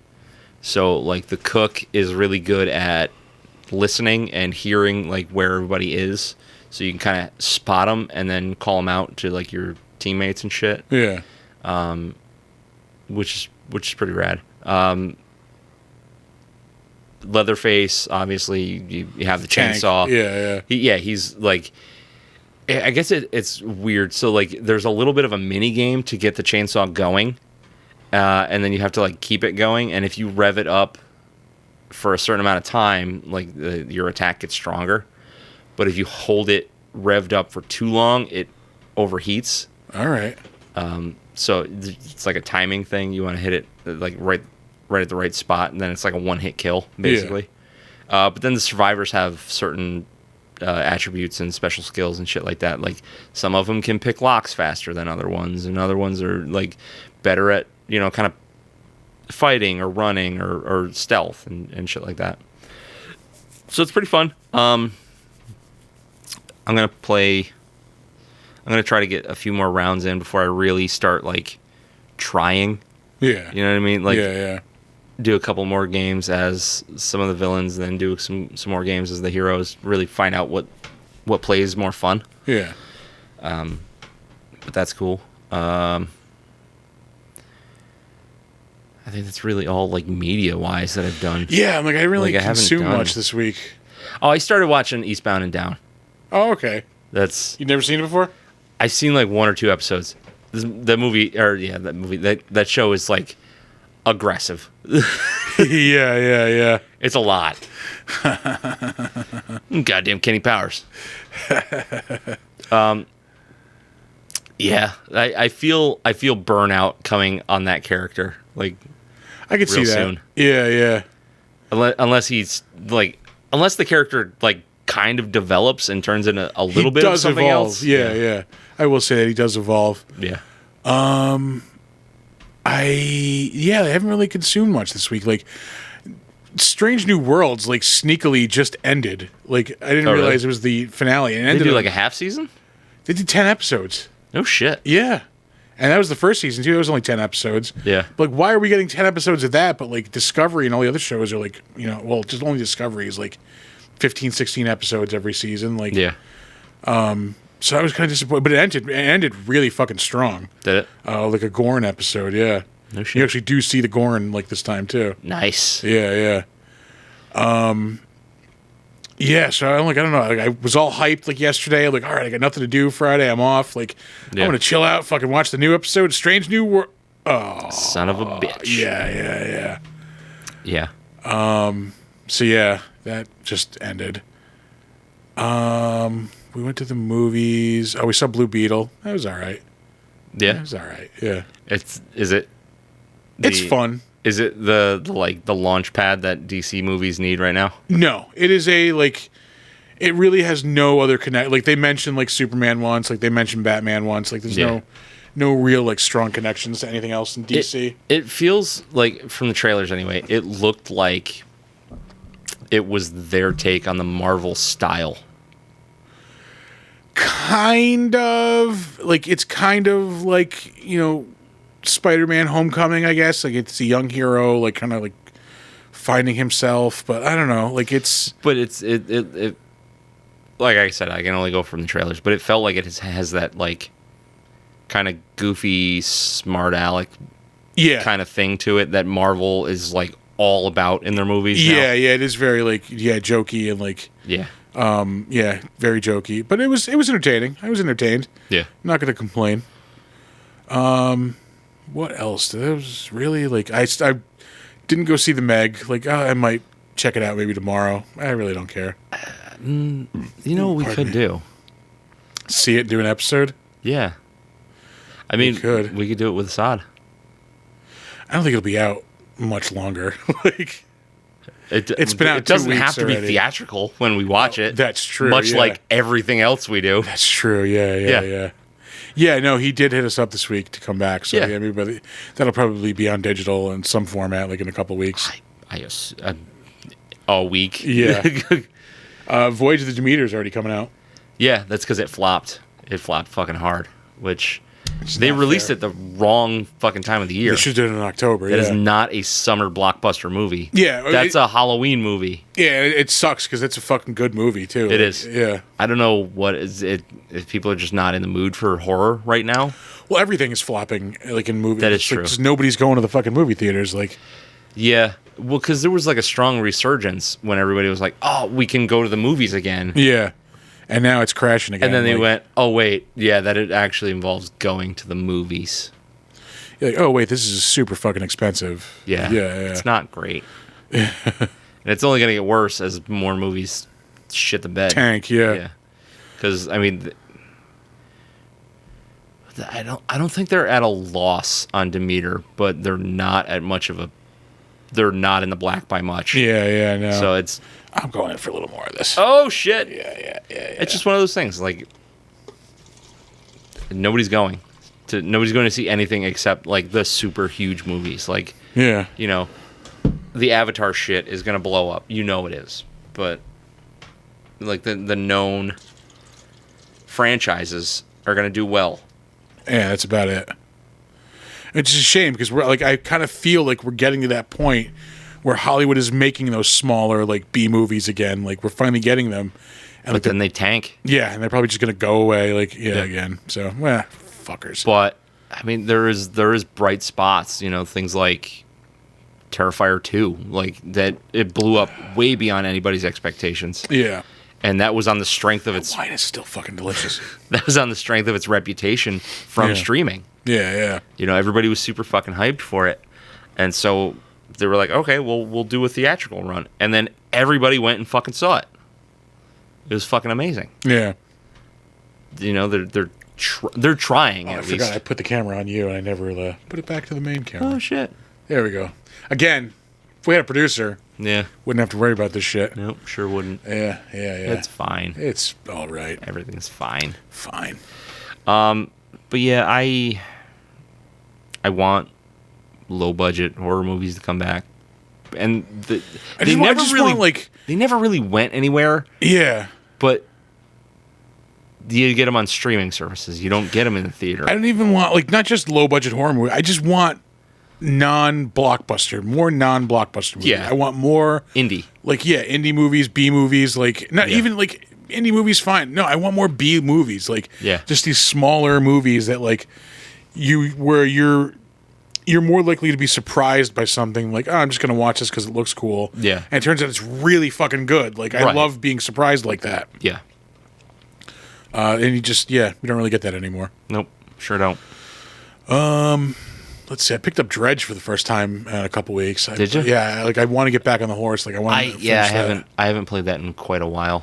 Well, once Diablo 4 came out, I was like, this is what I'm doing now. I haven't played that in even longer. I want to get back on that. I want to get back on Zelda. I hit a wall with gaming for a bit. Yeah. Because I want to start wrapping stuff up so when Spider-Man comes out in October, I can just get ready to do that. Just nail it. Yeah. I cannot wait for that. Yeah. I'm thinking about doing some gaming on our Twitch. All right. But I'm not really set up to do it. Like, my computer's not great. Oh, to like stream? Or? To stream and do... Well, if I was doing, like, a really kind of lower grade game, I could do it no problem. Like, I still want to do snap streams, like, when I'm playing it here, like, at night. Like, I know I can do that on my computer. Like, it's easy. Yeah. I mean, it doesn't fit the genre of our channel at all, but who cares? It's content. It's something we talk about on the show a lot. Like, exactly. It's content. It puts our numbers out there more. Like, fucking do it, man. Yeah, I'll do it. I'll do it. Yeah. Show these scrubs what's what. That fucking choke on it deck I made is fucking awesome. Yeah. Because they're Snapchat. It's not invincible, but when everything is like firing on all cylinders, it is so annoying. Yeah. Like to play against because like I'm just every turn I'm dumping cards into your hand. Right. Like to the point where you can't play your strategy because you just keep getting like you got random, nothing. Yeah. You get rocks and random shit dumped into your hand. Like, yep. And then like by the time I dump out like Darkhawk and like Ronin on like turns 5 and 6, you have like 8 or 9 cards in your deck. So Darkhawk is like super powered up. Yeah. And you know, if I played it right, you have 6 or 7 cards in your hand. Yeah. And fucking, you know, Ronin's powered up. Oh, I get so many quits on that fucking. It's so twatty. Yeah. It's cheaper than whatever. All the Galactus decks I've played against, like, I have no problem playing this deck. Fuck Galactus deck. Yeah. There's nothing I love more than fucking somebody when they play Galactus on turn 7 or turn 6. Yeah. Or 5 or whatever. He's usually on 5 because then they're going to play Null on turn 6. Yeah. Yeah. Yep. I love dropping Death and Null on them on turn 6 to barely beat them. Yeah. What I like to do is Yondu their fucking Galactus. Yeah. There are cards that I love to see get Yondu, like Shang-Chi, Yeah. Galactus, Yep. Thanos. Yeah. Another my other favorite fucking Apocalypse. Yeah. I love to do when somebody's playing a Thanos deck is to rogue the fucking powered Infinity Gem. Yeah. Because that's the one that gives Thanos the 20 energy. Yeah. So like if you take that away, there's really no other because all those Infinity Gem cards really kind of fucking suck. They're good to get the rest of them out. Yeah, they don't do much besides that. What's really fun is you wait for all of them to come out, and then you hit them with a fucking Killmonger. Well, they don't all have to be out for Thanos to be powered up. No, they don't. They just to be played. Yeah. There was somebody I fucked over hardcore with like a last turn Shang-Chi that they did not see coming. Really? I don't remember who it was. I think it was like a Null Galactus combo. Yeah. And I'm like, you fucker. And I'm just, if I get second and I have Shang-Chi in my deck, I know I win because I'm going to drop that Shang-Chi. Yeah. And it's going to kill it's going to kill that Null. Mm-hmm. Yeah. Man, that game is. Are you noticing it is much harder lately to get tokens? Yeah, they really, really made it a lot harder. Yeah. They fucked us. They made it you get more theoretically because of that weekend challenge where you get 300 every weekend now. But but that's if you have X cards in your deck. Yeah, it's usually the one where you have to win 15 matches with that fucking card. And that's the brand new card that nobody really fucking gets unless you subscribe. In the collector boxes, you don't get the big 1,000-point boxes anymore. It's either 50 or 100 now. Yeah. And they put in those the special ones, the pink ones. And the drop rate on getting a new card out of those is fucking terrible. I did just get Lady Deathstrike out of one of those, I will say. Yeah. So that's the first time it paid off. But I usually do get a shitty fucking it's like a pixel variant or something. I've opened up a bunch of those and I've gotten one of the cards that you can get. So I got that shitty Wolfsbane that I texted to the group the other day. Fucking pixel variant Wolfsbane, really? Yeah. What the fuck am I going to do with this? Bitch about it. Yeah. Yeah, no, putting variants in those is lame. Yeah. What are we watching here? I know this movie. This is Aliens. Is it? Yep. Okay. Yep. Yeah. Yep. But yeah, that's the snap segment for the week. We'll probably put a pin in that there. Yeah. That's fine. Anything else to mention? We should mention we have Mid-Hudson coming up next month. We do. We'll be there. I am doing multiple panels.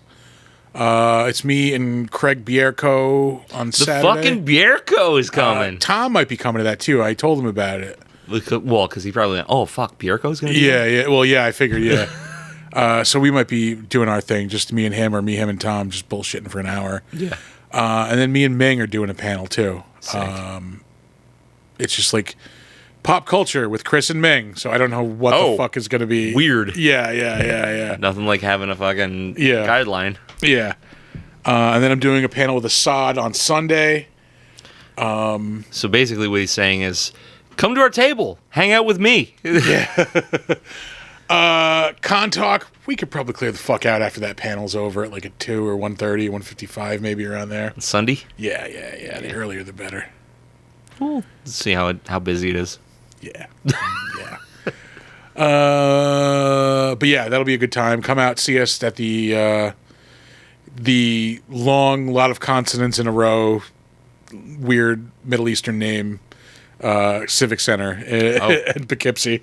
Yeah, I don't know the name. It's a weird name. I don't know it. I apologize. Poughkeepsie. Yeah, we'll be there. we have Saratoga in, as the announcement on Facebook today said, 3 months away. Yes. Yeah. Yep. I can say is Amanda is not doing their graphics for them anymore. That's funny. Yeah. So yeah, we'll be there also, but that's a little bit further down the road. Doing a horror panel there, for sure. Maybe some others as well. Yeah. I mean, guests are still being added, so you know. Yes. Yeah. Well, that's the thing. I hope they're adding guests to. I'm not going to try. I love working for Mid Hudson. I love doing that con. But the panel that Ming and I are doing are it's pop culture with Chris, Ming, and guests. Well, the only other guest is Craig Bierko. So if that's the case, I might just have the three of us sit there for an hour and a half, Fuck just it. bullshit. Yeah. I mean, Bierko's been in enough shit that he qualifies as pop culture. Yeah. For fuck's sake. Yeah. So yeah, I don't know. It's gonna be fine. Yeah, it'll be fine. We'll be stone cold sober. Absolutely, as a priest on Sunday. Yeah. Yeah. Anything else to mention? I think that's really it. You know what? Here's some outside the podcast shit. We recently started playing Monster of the Week. Oh, I was going to mention that. Yeah. How are you digging that system? I enjoy it. It is like you were saying. Like it was you were saying. It's not like D&D where when we level up, it's just okay, I'm going to do this. It's a quick decision where if I'm leveling up in D&D, there's 2 hours of study work involved. Yeah. I have to read up on what fucking feats are available. Yeah. The rule it's there are enough rules to keep the game in check, but it is rules light enough to let you get away with doing whatever you want. Everything that you could possibly want pretty much falls under a category if you of can role. explain it away, make it look cool or sound doable. You can kind of do it. Yeah. I like it. I like it a lot. I really am enjoying it. It is very much like a Joss Whedon TV show. It's supposed to be kind of like that. And when we were playing that game last week, the ending was super intense. We had to fucking get all right, you do this, I'm gonna run this way, yeah. I'm gonna destroy these scissors while you guys distract the ghost. And that's the thing, because you can make plans like that where they're impromptu. I'm gonna do this and you do that, and you don't have to worry about turn order and if it's your initiative and then what happens if this happens. It's just I'm gonna do this and you do that, and here's the plan, and then we're gonna fucking execute. It's fucking great. So it's awesome. Thor is running that for us, and he is doing a hell of a job. Yeah. It's really fun. We our setup is go for it. Our characters run a it's like a Fright Night type of setup. It's Fright Night, yeah. It's like a Svengoolie or a fucking Joe Bob, just a monster movie show. But that's our front. Yeah. We actually do hunt monsters. We hunt monsters, but we actually work for the IRS while we do it. So. It is fun. I am the Buffy character. Yeah. You are the driver, militant guy. Yeah, the figure of authority in the group. Not quite the Giles, but kind of in that vein. Yeah, I'm the actual agent from the IRS. the Phil Coulson, if this were Agents of S.H.I.E.L.D., let's say. He looks like Dale Earnhardt. We have a time displaced Miguel Cervantes, author of Don Quixote. Oh, Don Quixote, yeah. We have our ghost on our team. Yeah.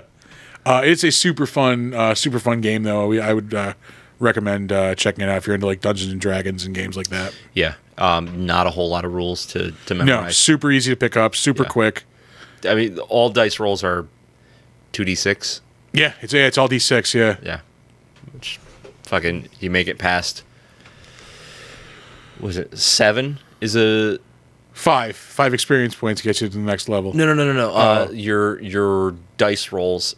7, anything above 7 is an success. 7 is a mixed success, so something good will happen and something bad will happen. But once you hit 10, it's just a success, so you get whatever you want. And then if you're over 12, it's like a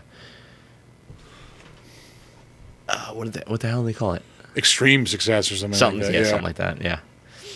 So it's really fun. I want to say the rules books are kind of dirt cheap as well. Yeah, I mean they're all like just PDF downloads. It's like a couple of pages each. Yeah. But yeah, Monster of the Week. Check it out. Yeah, check it out. It's really good. That's it. I think we're done for the week. Yeah. We haven't played D&D in a long time on our Friday group. I'd like to. Yeah. I miss D&D. I would like to play with our group. I'm just saying our Friday group hasn't played in a long time either. But no, our real life table group has not played in years. Don't say that. Correct, but fuck you. Yeah. That's how it is.